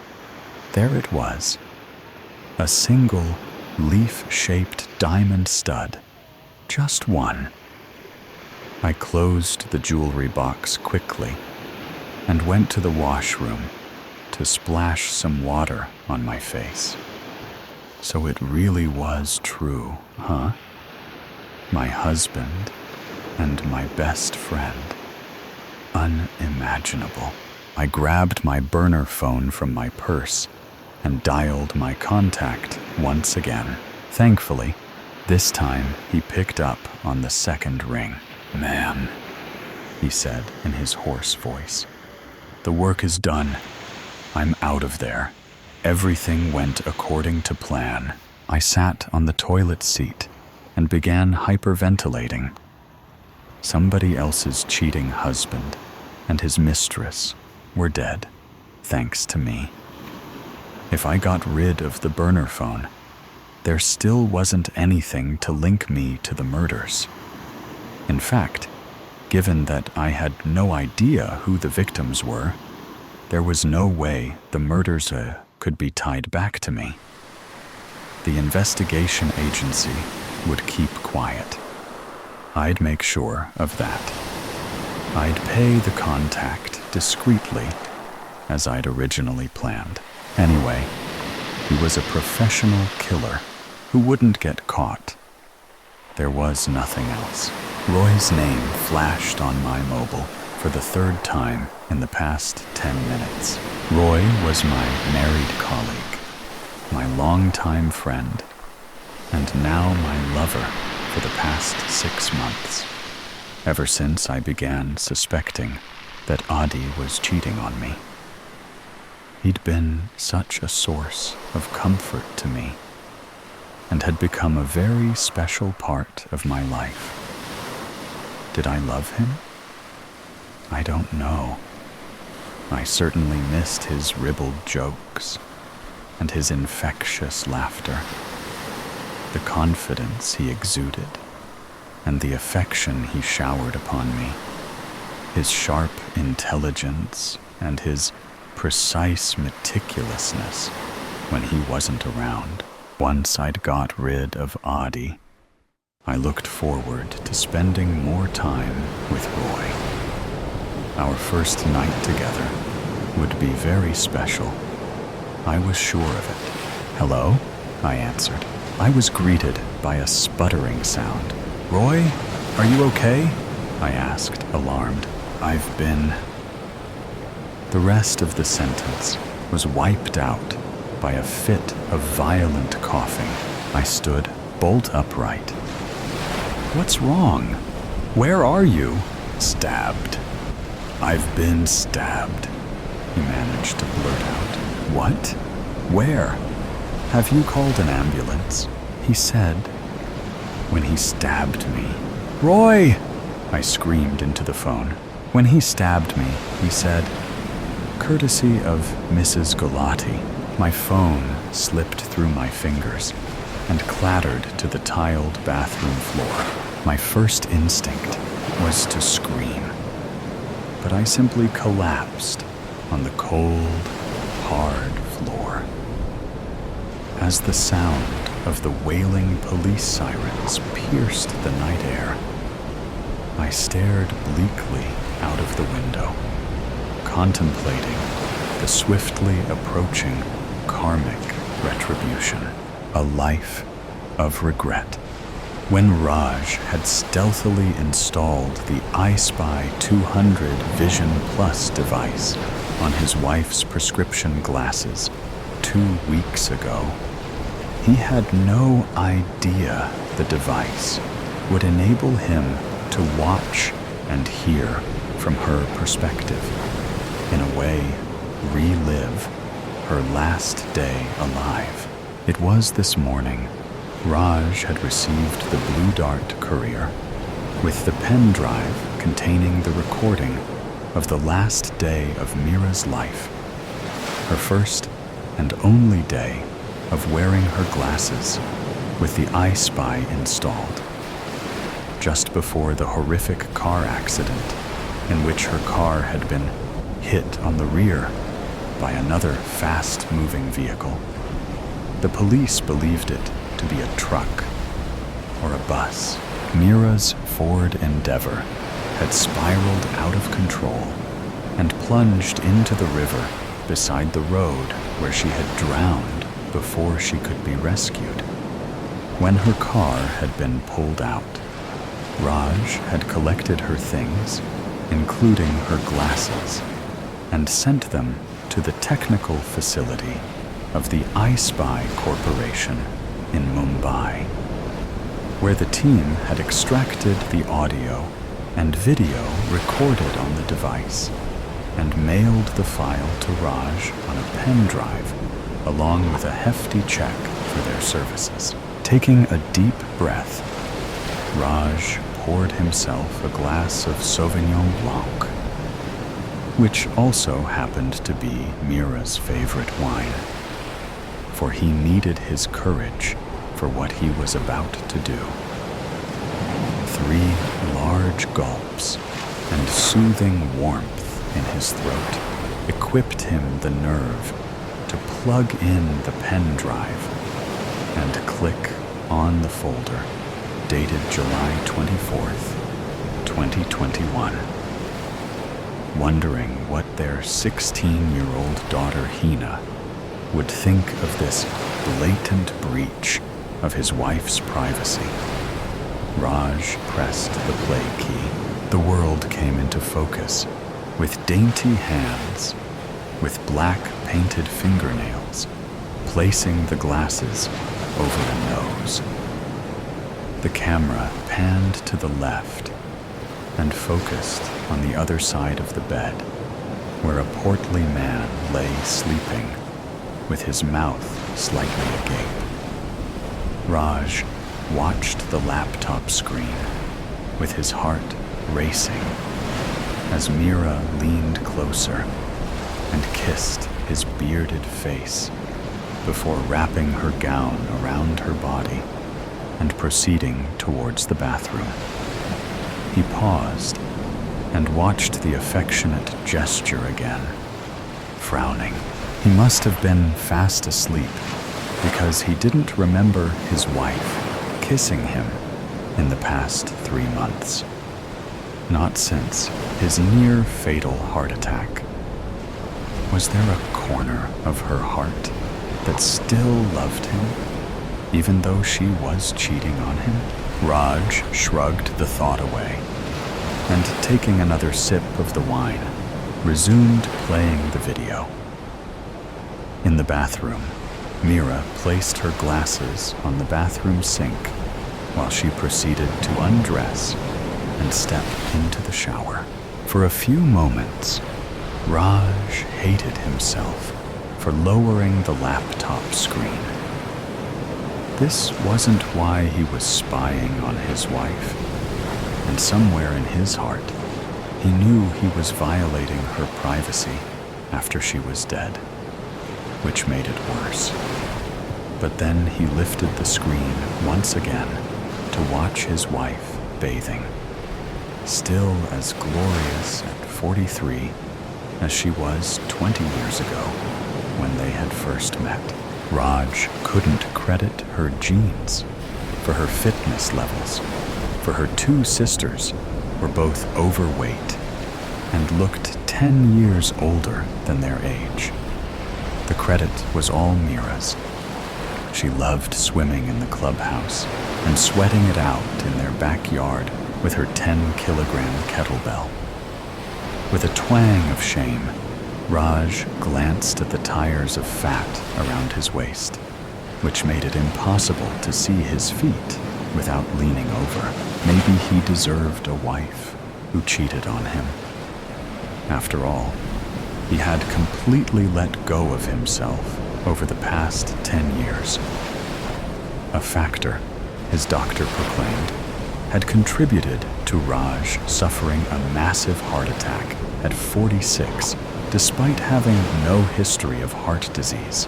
Mira put on her glasses as she emerged from the bathroom and got dressed in a navy blue suit for her office meeting. Each Monday, she had a meeting with her boss, a man she detested but tolerated because it allowed her to provide for her family.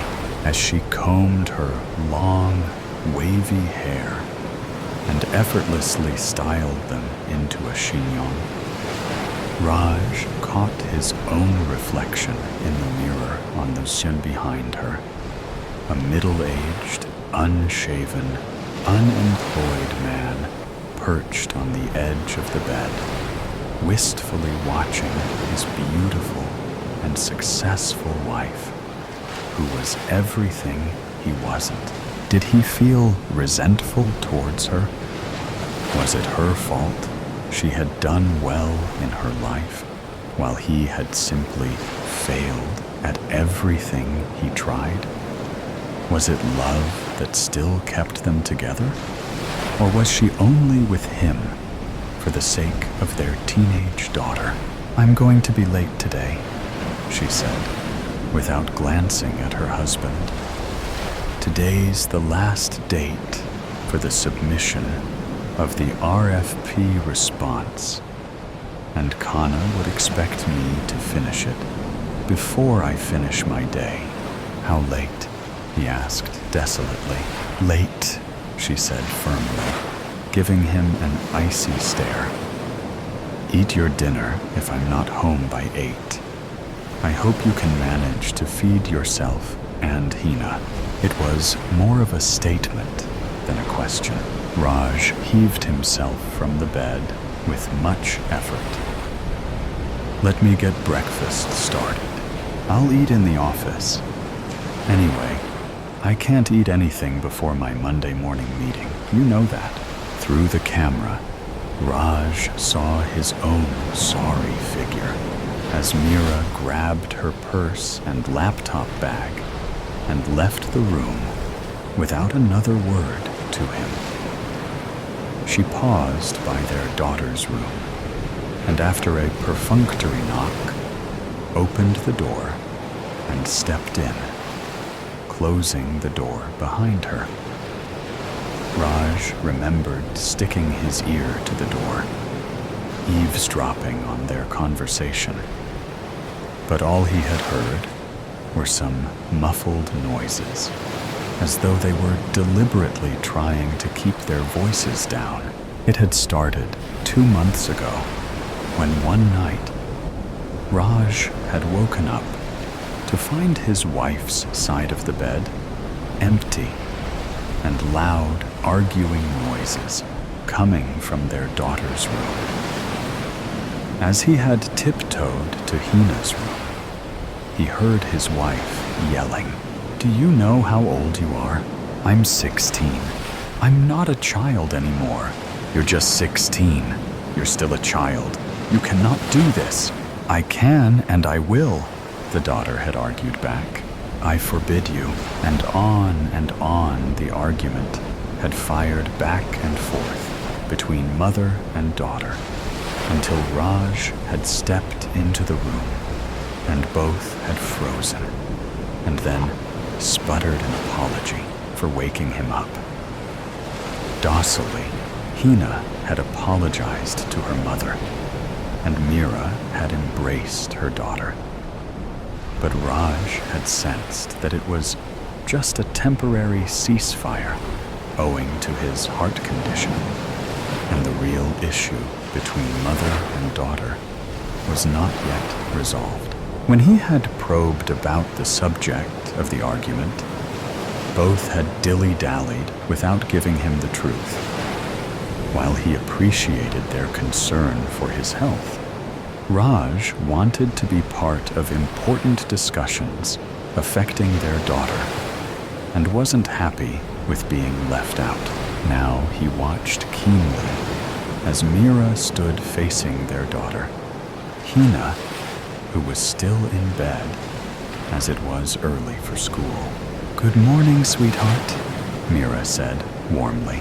Hina, a scrawny 16-year-old girl with crazy curly hair, mumbled a good morning from under the covers.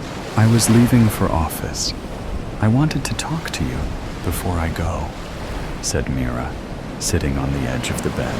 Hina sat up on the bed, rubbing her eyes. "Yes, Mom. Is everything okay? Is Dad okay?" Raj's heart swelled with happiness at the concern he heard in his daughter's voice for his health. While not the most affectionate or expressive person in the room, Hina did show her love occasionally through her gestures. Mira sighed deeply. "Your dad's fine. He's recovering, you know. We can't let anything stress him out." Raj thought Hina looked away guiltily at her mother's words. "You know what I'm talking about, right?" Mira pressed on. "Yes, Mom. Have you met him again? Outside classes?" "No." "Are you sure?" "Of course I'm sure, Mom." Mira's gaze dropped to the bed cover, and her delicate fingers smoothed out the covers. "I know you went to his house on Friday." Hina's expression was that of a deer caught in the headlights. I went to his house to say goodbye," she stammered. Mira's sigh was deep and audible. "I want to believe you. Really, I do. But I can't. You've broken my trust, Hina." Hina was now almost in tears. "I'm so sorry, Mom. But really, I had gone to his house for the last goodbye. I'll never see him again. Except at school, of course, where I can't avoid him." "Good. You know, once your dad is better, we'll do something to fix this problem permanently." Hina's ears perked up at the suggestion. "What do you mean, Mom?" "I mean, there's more we can do to fix this problem. I don't want to do anything right now because of your dad's precarious health. But once he's better..." At this, Hina threw the covers and jumped out of bed. "You can't punish him, Mom.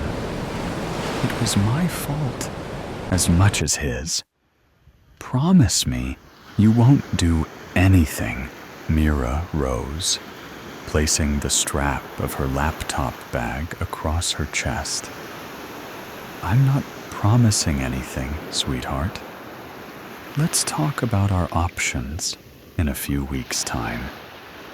Until then, if you see him again outside class, I'll know right away." Hina stared at the wall clock behind her mother's head. "I won't see him like I promised." Raj's mind galloped to process the new information he had learned about his daughter. She had a boyfriend, apparently a boy from her class. Was that the reason for the strife between his wife and his daughter? Or was there more, he wondered, as he fast-forwarded the part of Mira's day where she attended her Monday morning meeting with her boss and worked in the office.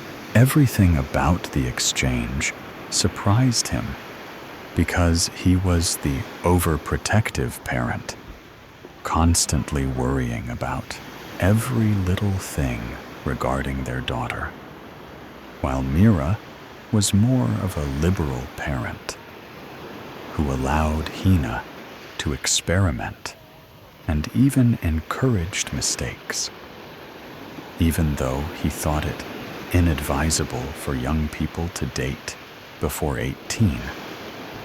What Hina was going through was completely natural and expected. Why had his wife freaked out so much on finding out about Hina's boyfriend? Resuming the video from the point where Mira got into her Ford Endeavor after leaving office, Raj watched keenly as she checked her freshly applied lipstick in the rearview mirror and used her dainty hands to smooth her hair and tuck some wild strands behind her ear. She turned on the ignition and began driving in a direction opposite to where their home was located. When the police had questioned Raj about where his wife was returning from that fateful day, he had surmised that perhaps she had taken a detour to the market to shop for something for their daughter's upcoming 17th birthday, and maybe she had liked something, but wanted to discuss with her husband before buying the gift. Raj wasn't quite sure what had prevented him from sharing his suspicions with the police that his wife was probably having an affair and was returning from a rendezvous with the other man. It was probably as a token of respect for their 18-year-old marriage and consideration for their daughter that Raj had kept his suspicions to himself. With rapt attention, Raj watched the curve of the river hugging the road and the familiar city roads zipping past the fast-moving vehicle. As he expected, the car moved through the South City Market and towards the residential area next to it. Mira parked the car behind a dented Mahindra XUV 500 parked in the parking space and stepped out with her purse over her shoulder. She rummaged through her purse for something, and apparently not finding it in there, she leaned into the car, opened the glove compartment, and extracted a pepper spray. With the pepper spray ensconced in her purse, she marched to the front door and rang the bell. The pepper spray confused Raj. If she was going to meet her lover, he'd have expected her to be rummaging in her purse for something other than a pepper spray. The heavy brown door was opened by a balding man with horn-rimmed glasses on his nose. Mr. Segal? Hina's physics teacher? Was Mira having an affair with him? She detested the man and had even argued with him over some marks after the first term examination results. Nothing made sense. The man's face deflated on seeing the visitor. Raj thought Segal looked shocked to the point of being afraid on seeing Mira. "Surprised?" said Mira. "Why? Were you expecting my daughter?" I don't know what you're talking about," the man stammered. "I know you've been having a romantic relationship with my underage daughter." The man inhaled deeply. "I have no idea what you're talking about. I have proof. Those letters you wrote to her. I found them, and I immediately knew they weren't written by a boy, but by a grown-up man. How could you do this? You're at least 50 years old. You disgust me." The man's nostrils flared with fury. "Listen, you can't come to my doorstep and accuse me of something I haven't done. You need to leave," he said, beginning to close the door. Mira's ring-studded hand stopped the door from closing. "I am leaving, but not before I warn you to stay away from my daughter. If you try to talk to her outside the class again, I'm going to inform the police. The only reason I haven't already contacted them is that Hina begged me. She begged me to let it go, and..." Mira paused. The man was peering from behind the half-closed door with his narrowed eyes. "And what?" Mira sighed deeply. "And nothing. I'm not calling the police right now because of my husband. He is ill. I don't want him to know about this mess. But if you contact my daughter again, I'll have no option but to call the police." Raj's world was spinning around him. So this was what the mother-daughter arguments were about. Now that he realized what had happened, it made perfect sense. Why then had his mind jumped to the conclusion that his wife was cheating on him? And the reason Hina was arguing with her mother was that she had somehow found out about her mother's affair? How could he have been so naive to jump to a disturbing conclusion based on a mere happenstance? The only thing Mira was trying to do was protecting their daughter from the pedophile and protecting her sick husband from the stress of the situation. The sudden onset of guilt at suspecting his innocent wife of cheating on him and violating her privacy made Raj sick in his stomach. Having half a mind to close the laptop screen, Raj continued watching what was probably the last hour of his late wife's life. Soon, she would be on her way back home, and her Ford Endeavor would be hit on the rear by a vehicle that would send her spinning towards the river and to her death.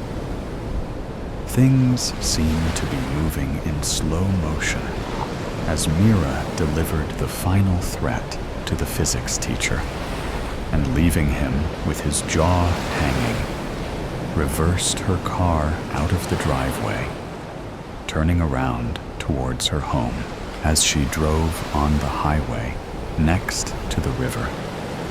Raj kept his gaze on her rearview mirror, his heart racing. If he was lucky, he'd be able to view the plate number of the vehicle that had hit his wife's car and hand over the evidence to the police. With his heart in his throat, Raj watched several large vehicles on the highway approaching his wife's car and some of them overtaking it. Resisting an urge to tightly shut his eyes, Raj continued watching the last few minutes of his wife's life. What must be going on in her mind at the time, he wondered. He regretted not telling his wife how much he loved her and how much he appreciated her supporting the family, especially since he had lost his job. He regretted every harsh word he had said to his wife, every missed opportunity to appreciate her, each occasion he could have been kinder to her. Thinking of their arguments, and every time he had raised his voice at her, made him run with shame. Was this his punishment for not living a purposeful life? For not living deliberately, but just drifting along the currents of everyday life? Raj sat bolt upright as he saw a vehicle he recognized approach his wife's car from behind. This couldn't be right. Why was the man following her? Raj knew the answer to the question a split second before he saw Segal ram his Mahindra XUV 500 into his wife's car and send her spinning towards the river.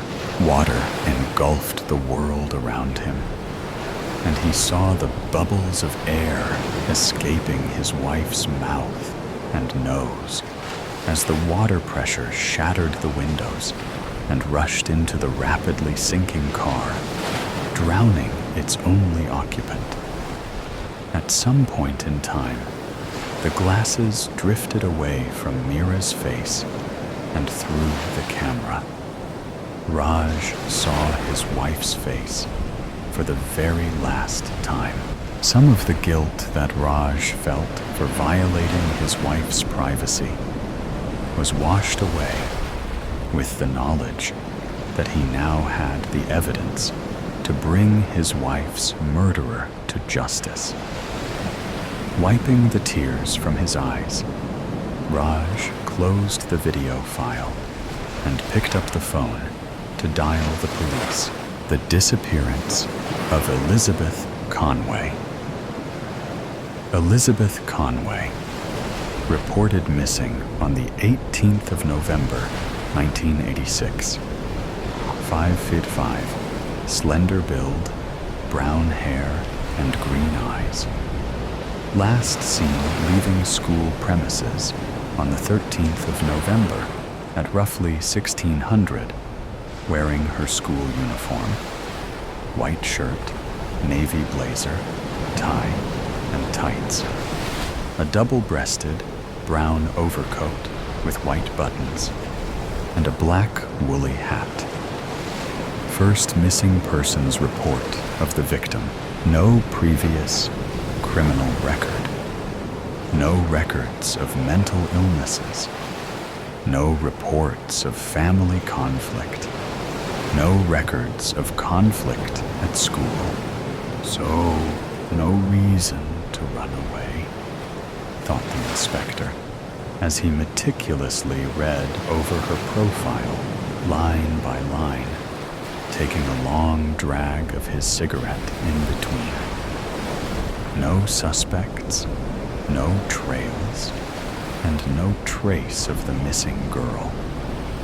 The only lead, a Nikon F3 SLR with a large crack streaking across its lens. There was nothing special about the camera itself. In any ordinary case, one would suspect nothing of a broken camera under a shedding oak tree, hidden in a pile of leaves. They'd tut and shake their head at the thought of an inconsiderate litterer, leaving a trail of rubbish without a speck of care for the environment. Even to the inspector, it would be meaningless litter, except it was found near the route Elizabeth would take to get home from school. Through the entrance nearest to the duck pond, to feed them the crusts from her sandwiches she refused to eat. Past the fields of goalposts where the local Sunday league teams would train. Through the heavily wooded area where the owls and squirrels nested before reaching the exit next that led to the local pub, where she would find her house on the end of the road. Yet even passing places that would often be swarming with people, witnesses, the girl seemed to have vanished without a trace. Perhaps it was his intuition and expertise that made him question the worth of the camera. Or perhaps it was his desperation to solve the case without a single suspect or lead that made him hold on to a false sense of hope.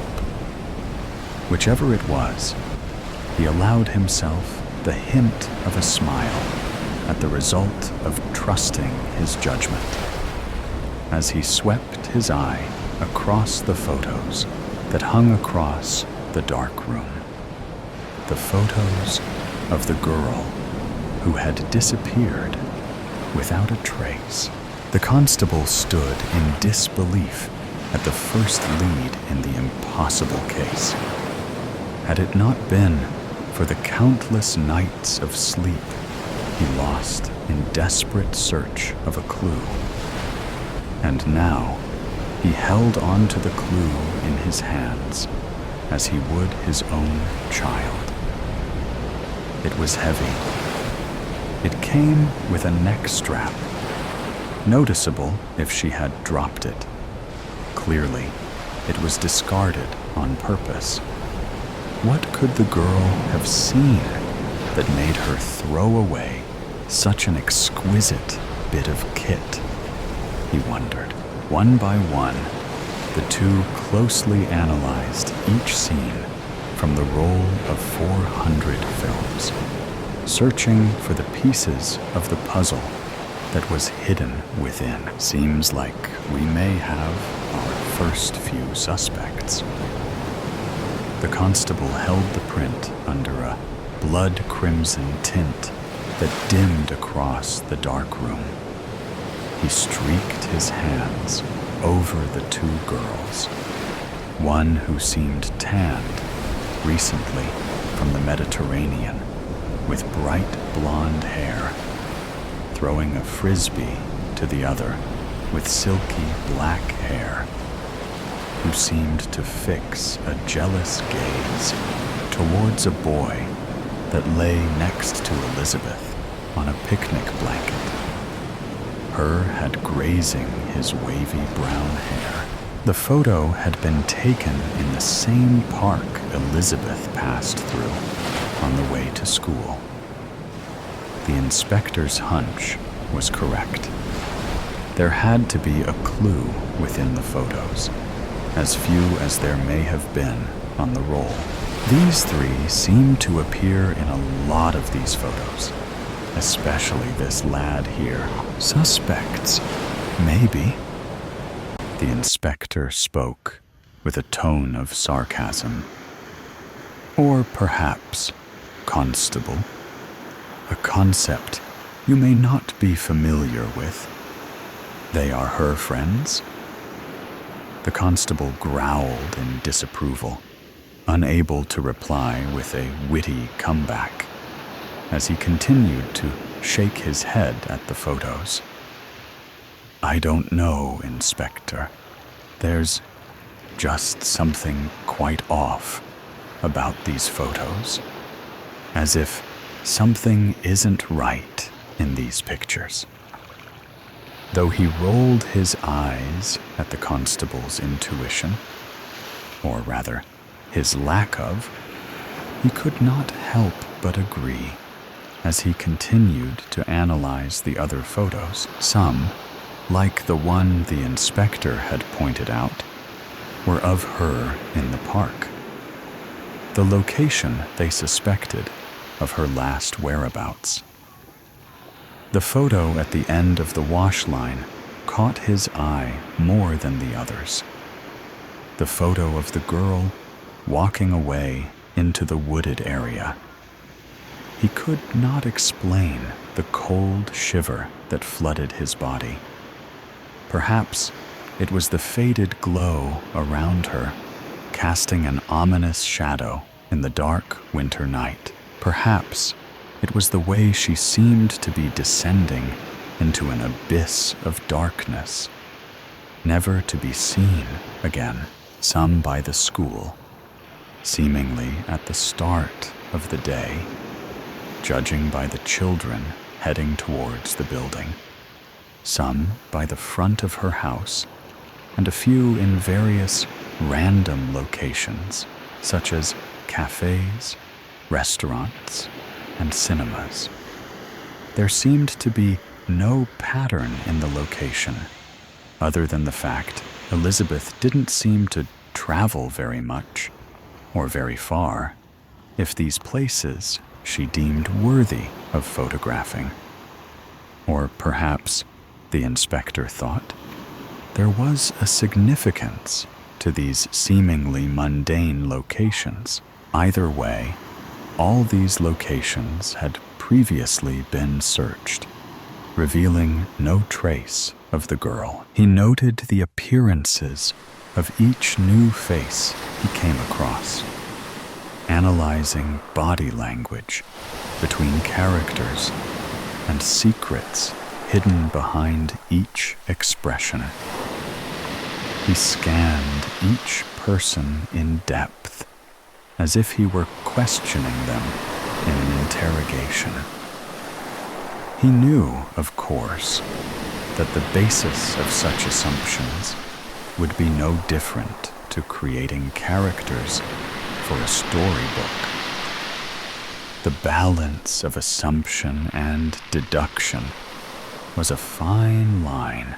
Perhaps, he thought, there would be someone lurking within these photos, hidden away in the background, someone with a vengeful eye, waiting to kidnap poor unsuspecting Elizabeth. But he dared not suggest it to the constable, at least not yet. To suspect such a thing would escalate the case to a criminal investigation. From his experience, escalating a missing persons case turned out to have severe consequences for the person who was eventually found, dead or alive. He was somewhat relieved to find no such person lurking in the background. He took a step back and sharply exhaled a cloud of smoke in relief. He tilted his head and gathered his remarks, taking another drag of his cigarette. So far, only two things seemed to correlate with the photos. One being nothing more than a hunch. He could not quite place it, but there was something familiar about many of the views in the photos. Holding a photo in one hand and taking a hit of his cigarette in another. What was this sense of familiarity he felt? It was as if he had stood exactly where the photographer had. It's strange, mumbled the constable. Look at it in a certain way, and you could follow the girl's daily routine. Leave home, go to school, walk home through the park, hang out with friends. Seems like she goes through life in a hurry, judging by the blurriness of them all. The inspector grinned at the constable's remark. The quality of photography that went into the pictures was quite rushed and poorly taken. Aside from Elizabeth, the others in the pictures seemed distorted or blurry. Either the girl's skills were in dire need of improvement, or she was too consumed by her own vanity to focus on anything else in the photos. Given that she was in every single photo, the latter was more likely. Except she didn't seem to face the camera in any of the shots. His eyes fixed once again on the girl on her own, walking into the wooded area. "Tell me something," said the inspector, circling his head across the room. "What kind of photos would you take on your camera?" The constable raised an eyebrow, puzzled by the inspector's attempt at small talk. "Nice scenery, friends, family, pets, events, perhaps any special occasions I'd like to remember precisely. So my question is, out of a roll of 400 photos, given the cost of rolls and prints these days, why only take photos of yourself? And why such blurry ones?" The hum of electricity flowed through the dark room lights, as if the room, too, was anticipating the constable's answer. Could it be, he thought aloud, that the camera may not actually belong to Elizabeth? "I fear so, Constable. Now ask yourself this. The photos are blurry and poorly lit, possibly due to the zoom distorting the camera's focus, and due to the lack of flash used. So why are the photos so poorly captured? And why does everyone in the photos seem to be doing quite mundane activities?" The colors in the constable's face had suddenly bled dry as he deciphered the inspector's epiphany. "You mean to tell me you see it too now, don't you?" the inspected continued, masking the sense of dread he refused to succumb to. "It's not the people in the photos we're after, but the photographer himself." The inspector took the last drag of his cigarette, as if to signal the constable to brace himself for the impact of his next words. "A stalker." He closely narrowed his gaze at the photo at the end of the wash line, memorizing each of the minute details. "These are the photos taken by Elizabeth's stalker. It all adds up. They were taken from a distance, by someone who did not want to be noticed. Except..." The inspector's voice came to a ghostly whisper. "Except when he was..."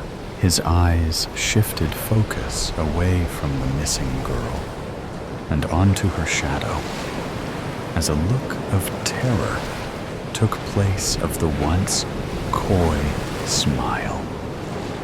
As if he were watching it unfold on a theater screen, he pictured the girl stopping dead in her tracks as the accidental camera flash illuminated the bushes around her, which were once enveloped by the winter darkness. He pictured the girl gingerly turning her head towards, praying it was only a trick of the light, staring white-eyed in horror at the silhouette next to the tree. He pictured the man livid at his mistake as he tossed the camera, the evidence, as his expression changed to the smolder of a predator in the wild who had been spotted by his prey, as he pounced forward to begin the desperate chase. The inspector pictured the horror in the girl's face, living out the fear of every woman alone and vulnerable in the dark, fluidly sprinting away from the danger, lungs too strained to scream for help. He pictured the girl, pounding her legs on the path, desperate to gain distance, only to be tackled down onto the damp, frosty grass. He pictured her writhing and clawing out to escape the clutches of her attacker, only to be dragged into the pitch-black abyss of the winter evening. The constable darted towards the door, coming to a sudden halt by the inspector's sharp grasp. "Let go!" he demanded. "This is out of your jurisdiction now. This is now an abduction case." But the inspector only strengthened his grip on the constable, refusing to release him. "Do you even know who you are looking for? We have no suspects and no other leads. If you sound the alarm now, we may never get the girl back. That stalker would know we were after him, and who knows what he'd do to the girl. The longer we wait, the more likely we are to lose the girl. It's already been almost a week. If we wait any longer, as you said, who knows what this guy could do? We'll find him. We're so close. It's all in there," the inspector exclaimed, pointing to the photos. "The clues are all in there. I just know it. Somewhere in this puzzle of photos is our suspect." The constable barged the inspector to release himself from his grip. He flicked the light switch on as he began to storm out the door. His hand slammed the handle of the door as he came to a sudden stop. He held his breath and paused. He looked back at the photos hanging from the wash line. Slowly, he approached the image of the school hanging in the middle of the room. The inspector curiously watched the constable, who had his eyes transfixed on the photo he held. One by one, the constable took the photos off the wash lines and began to arrange them in order. The inspector was all but helpless to wonder what was running through the constable's mind. But he dared not utter a word as the constable ordered the photos row by row. The constable's mind raced with thoughts, frantically searching for the thing that would connect the pieces to solve this mystery. Searching for a connection that may not even exist.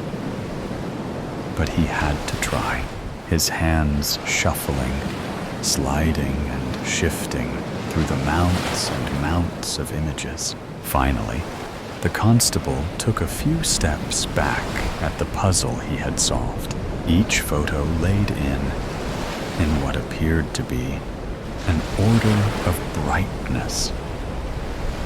"They're taken through a specific route," he began. "Take a look at the lighting, the shadows, and the location." The inspector, at a loss from his amazement, traced his eyes along the wash line. He watched the girl emerge from her house at first light, then wander into the school as more daylight emerged. He watched her have lunch with her friends by the cafe near the schools and walk home in the rapidly dimming light of the winter evening. It was all there in the lighting. Based on the path the photographer seems to have taken, I'd say the photos are taken in the same order as some sort of delivery route. The inspector could not help but crack a smile at the constable's genius breakthrough. It was all laid out perfectly. The route seemed to begin somewhere on Elizabeth's Road, where her house was, then to her school, taking other routes near the cafes and shopping center, finally ending at the park, where he'd presumably end his shift and watch the girl on her way home. The question is, who exactly would use a route like this? The inspector wondered. Solve the last piece of the puzzle, and we'll have our suspect. The milkman, perhaps? Unlikely, the constable answered. The milkman would be doing his route before anyone was up. A postman? Perhaps. But what would a postman be doing in a park? Surely someone would notice him hiding behind bushes and trees. An ice cream man could hide from his van. Never heard of anyone selling ice cream before school? Paperboy, again, what would he be doing in a park? The inspector dropped his head and clenched his fists in frustration. They were so close to finding their suspect. Both he and the inspector knew they had one chance at finding the suspect before the investigation became public and before the abductor knew the police were after him. Before it would be too late for the girl. If it wasn't already, he lifted his arm to his mouth to take another drag of his cigarette. He growled in frustration as he realized he had already finished it. He needed another one badly. He needed to focus. He reached into his coat pocket and balanced the nib between his lips. The sweet cherry scent of the Marlboro had immediately begun to work its magic, even before lighting it. He took his lighter from his back pocket, but stopped dead as the flints sparked. His gaze focused on the photos once again. He knew there was something familiar about the views in the photos. He had stood exactly where the photographer had been standing. He had stood in front of the laundrette that stood opposite the cafe, stood by the bus stop near the school, and stood by the same tree in the park, all while taking the last few drags of his cigarettas before throwing the butt into the bin. "It's the bin man," he exclaimed. "Drives around the houses and schools, then goes to the park to pick up the litter." "Of course," exclaimed the constable. "No one would suspect him hiding behind trees and bushes. Anyone would think he was only raking leaves or picking up litter. Anyone would think he was only doing his job." The inspector and constable nodded in unison. Both ran for their coats, darting out the door. They had their suspect, but there was no telling what he could have done to the girl.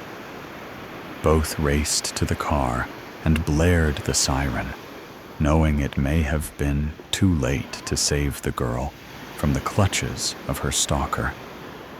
Praying the worst had not yet succumbed to her. The dark night. A shadow of a figure was running in the dark. All around were tall trees, and only a small fraction of the moon's rays got through the canopy. The ground was a black void, with no difference between the dirt and the tree roots. A pack of wolves howled in the distance. With every gust of wind, the tree branches and leaves banged and rustled like a toddler playing with pots and pans. Under all of that was a low mumble, rhythmic, like a drum cadence, but ghostly in origin. The figure trips. Eli. The scene quakes. Eli. The moon disappeared. Elijah! Blinding fluorescent light replaced the woods. 13-year-olds Eli and Tyler were sitting in the mall food court, eating dinner across from each other. Eli's heart was pounding in his ears, and his hands trembled. Tyler put her hands on his. Eli, what did you see? Eli repeatedly blinked back at her as the fog lifted from his head. I don't really know. Come on, she said, slinging on a side bag as she raised from her chair. You can think about it on our way home. I don't want to miss the bus.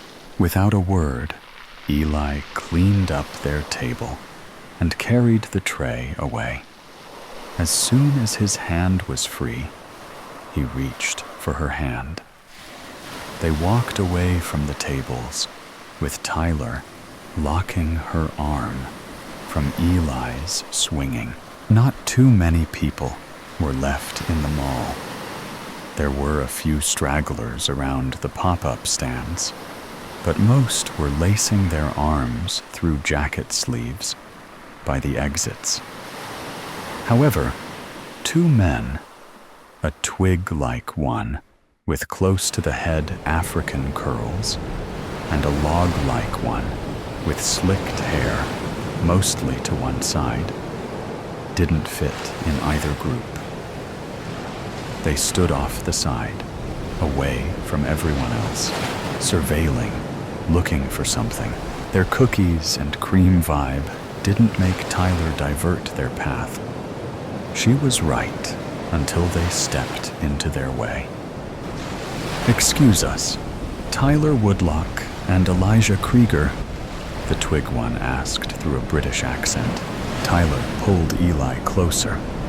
No, sorry, she answered, starting to walk around them, with her and Eli's fingers turning red. Government agents? The other man stopped them, flipping open his budget case. Miss Woodlock, the Brit slid closer, as Tyler gave out a nervous laugh. She pulled it together with a devious smirk.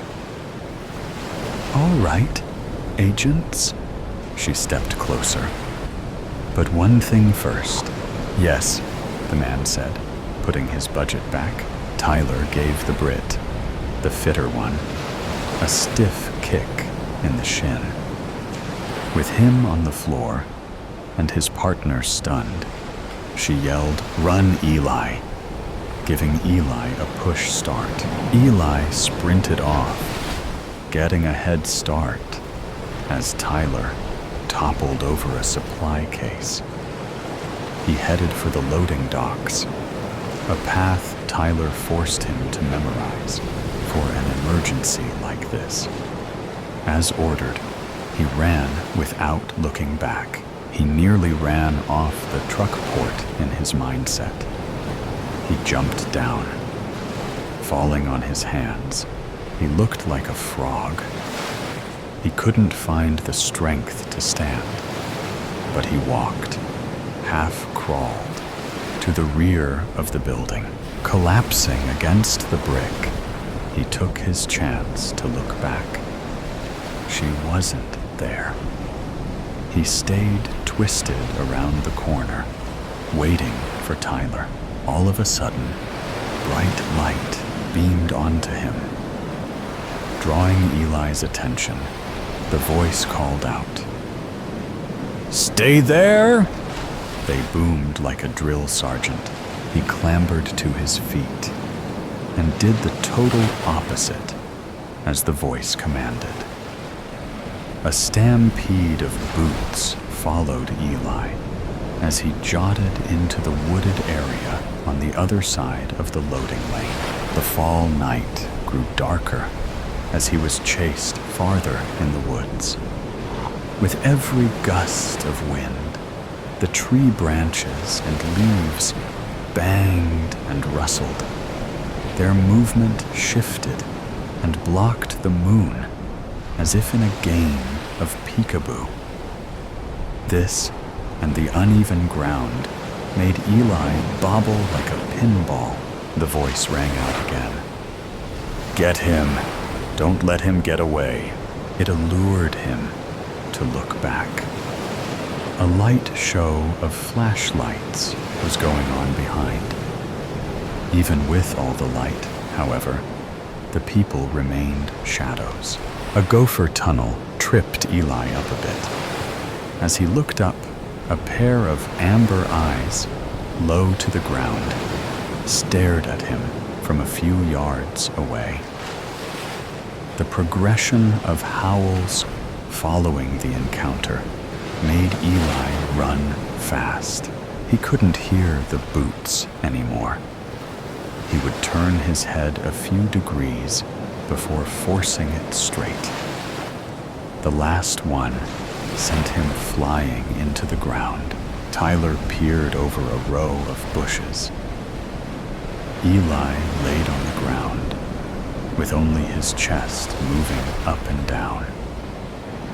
As soon as she raised from her position, two men came into view. One went to Eli's side, and the other pulled out a radio. Asset found, about 4 clicks due east of the loading dock. The radio guy looked around the perimeter as the second man searched Eli's pocket. Tyler fished around in her bag. In the dark, the inside of her bag was a void. She felt cold metal as more men appeared. The one left Eli's side. "The cards aren't here, sir." Eli let out a moan as he began to stir. "Bring him. We'll find out soon enough where they are." He turned and started the procession away. Radio and Pocket Man gave each other a glance before Pockets threw Eli over his shoulder. The remaining men followed. Tyler took her hand out of her back. She fell to her knees, with her hands on her face. As the first tears started falling, she wiped them away with her fists clenched. She ran back to the mall, heading towards the parking lot. Her head bubbled back and forth, looking at the cars and people. Losing her structure, she fell back on her knees. She started crying again, right before her ears perked up. Snapping her head around, she saw the 2 agents from inside. "We lost, ma'am," she heard the agent who threw his badge in her face. They were ready to run. A grin grew across her face. She spined back, with her attention being grabbed by the rear of the car she fell in front of. The license read, CA exempt 387690. She had seen enough of those when the police raided their Romani dwellings. The odds of that being their car, she didn't know. Not did she know the odds of them automatically unlocking it far enough away that she could climb into the trunk before they were close enough to see. The 2 agents and their unknown guest arrived at their motel on the outskirts of town almost an hour after Eli was taken. The building wasn't too big, just 2 rows with 8 or so doors each. Behind each were a single room and a bath. The agents went first. Tyler waited until she couldn't hear them anymore before pushing out the back row cushion. Sitting on the floor of the car, she watched as they entered a room with the number 6 on the door. She opened the door carefully so she wouldn't hit the next car. In the same manner, she closed it without a sound. She strategically stepped as she reached back into her bag. After peering into the room's window, she saw the 2 agents with their backs to the door. There seemed to be nothing but a wall in front of them. But that didn't bother Tyler. She walked right in and pulled her hand out of her bag before slamming the door shut. The agents jumped if shots had been fired. They found that they weren't too far off. Dropping their phone, they were face to face with a gun barrel. "Hello again, miss." "Woodlock," one agent said through his British accent as they snuck for their weapons. "Don't patronize me," she said, cocking her gun. "Do you think you can pull yours before I shoot the both of you? I've already proved I have grace under pressure." They both bring their hands forward. "What do you want?" the other one asked. "Well, Agent Vincent Petrov, I'm thinking about a trade." Flaunting his arrogant British accent, he asked, "What would you have that we would?" Cutting him off, Tyler pulled out a deck of tarot cards. "Really, I might be a child, but I'm not an idiot." "That still doesn't answer my question," Vincent said. "I want Eli back."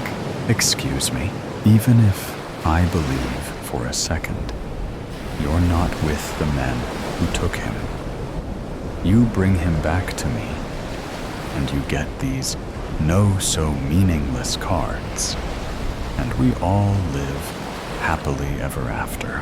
The agents gave each a glance. "Let me make this easier. You do this, or I shoot you and go on my merry way." Eli was groggy, teetering between awake and asleep for the car ride, though no one could tell through the blindfold, nor from his position in the trunk. They had tried his wrists and ankles to stop the little fight he had in him. No kicking, no hitting, no running. More helpless than he was without Tyler. He was asleep when the car stopped, but was jarred awake when one of the men yanked him out. Being bobbled around, his face was red and breathed deeply, trying to keep dinner in. The only relief came when he was dropped to the floor. After the bang of the door, Eli was left to wait once more in the dark. He pulled at his ropes, only stopping when the burning turned into paper-cut sensations. No closer to freedom, he crumbled, stopped straining, stopped fighting, stopped holding it together. Back at the motel, Tyler sat crisscrossed on the first bed from the door, yanking her locket back and forth on its chain. She stared at the agents that sat on the other side of the room. She tried to hear what they were saying, but they put the same effort into the opposite. "What are we going to do, Miles?" Vincent asked. "Play the game. Easier said than done. We know when, where, and a fair idea of by who. The who is what scares me. I would be more scared of the lass if we don't." "I agree with Agent Walker." A woman, dressed in a white skirt suit with her dark hair in a spiral braid, said just inside the room. Ms. Isles? Vincent jumped out of his seat. Tyler did the same. She stared at the woman, jotting a glance at the door, then back. No one heard the door open or closed. "Hello, miss." "Woodlock," Ms. Isles said, raising her hand. "Hi," Tyler said, more like a question than snipe, without shaking her hand. "Well, do you want the good news or the bad news?" "Good would be best," Vincent toddled. Isles looked at Tyler. "Find the boy. Bring him back. Finish your original mission," she said through a smile. She began to walk away. She already had her hand on the doorknob before any of them stopped her. "What about the bad news?" Miles shouted. "Work with her, Walker. Work with her," she said, leaving before and without argument. Eli had no idea how long he was asleep for, but when he opened his eyes, he was met with a blinding light. He stretched out to find his legs and arms unbound. Panicked and joyed, he shuddered and jostled. He missed the hand on the wrist. A shadow eclipsed the bright light. "Do you mind not moving?"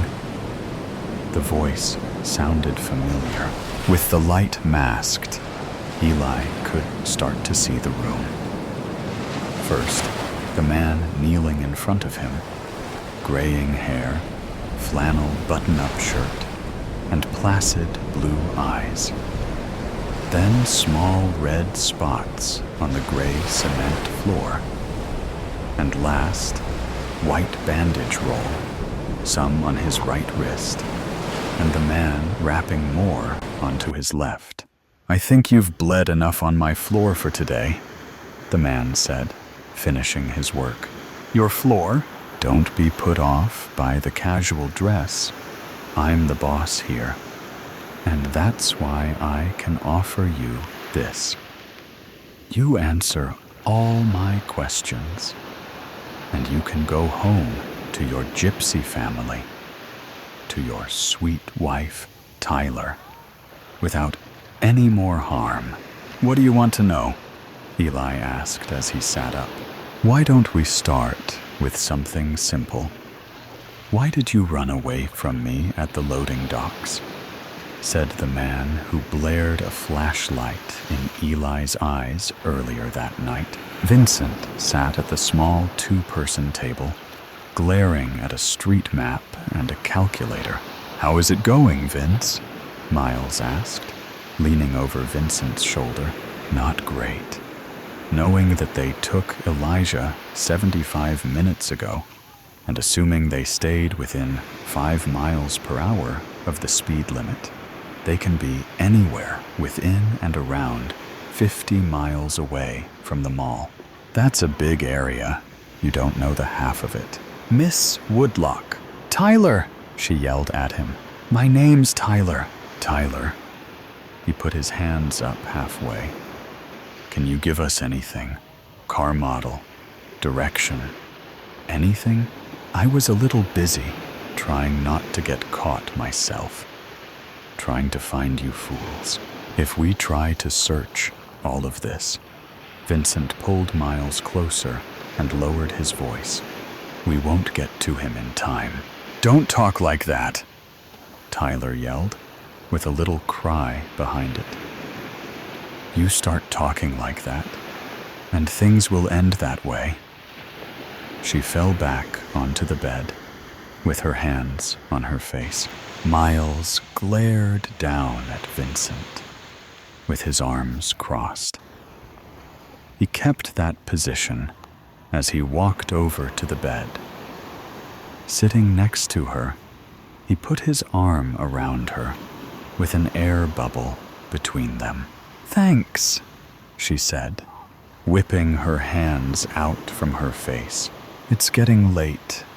Why don't you rest for a bit?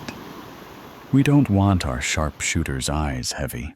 "I've been one," for the last 10 years. But she paused, bringing up her watch on her right wrist. Watch, she continued, jumped off the bed. What? Miles followed her towards Vincent. Watch. She started searching her bag. I got Eli a watch for our first anniversary. He never takes it off. She presented the watch's instructions. And it has GPS. Anniversary? They asked. During their time together, the man asked Eli an array of questions.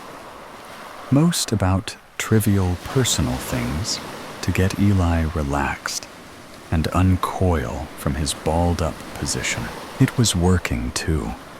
He was as relaxed as if he was home. His eyes glassed over as the questions droned on. The room faded away. A dark place appeared. A spotlight shines on the center. A glint of metal moved in from the bottom. A gun, revolver, a white hand, a flannel sleeve. The hand snapped the bullet holder back into the gun. It aimed. Destroying the image, the shot fired caused Eli to scream and hold his ear. His ears were still ringing when the man tried to calm him down. Eli saw what he expected was on his own face, on the man's.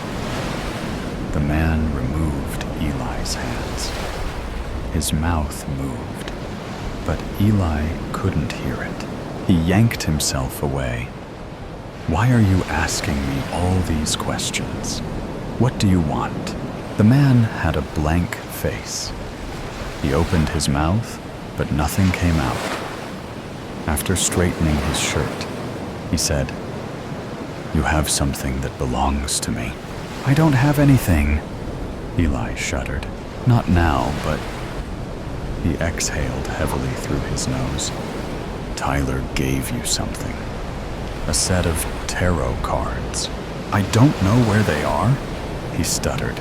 "Well, it's the last question you have to answer, so give it a good thought.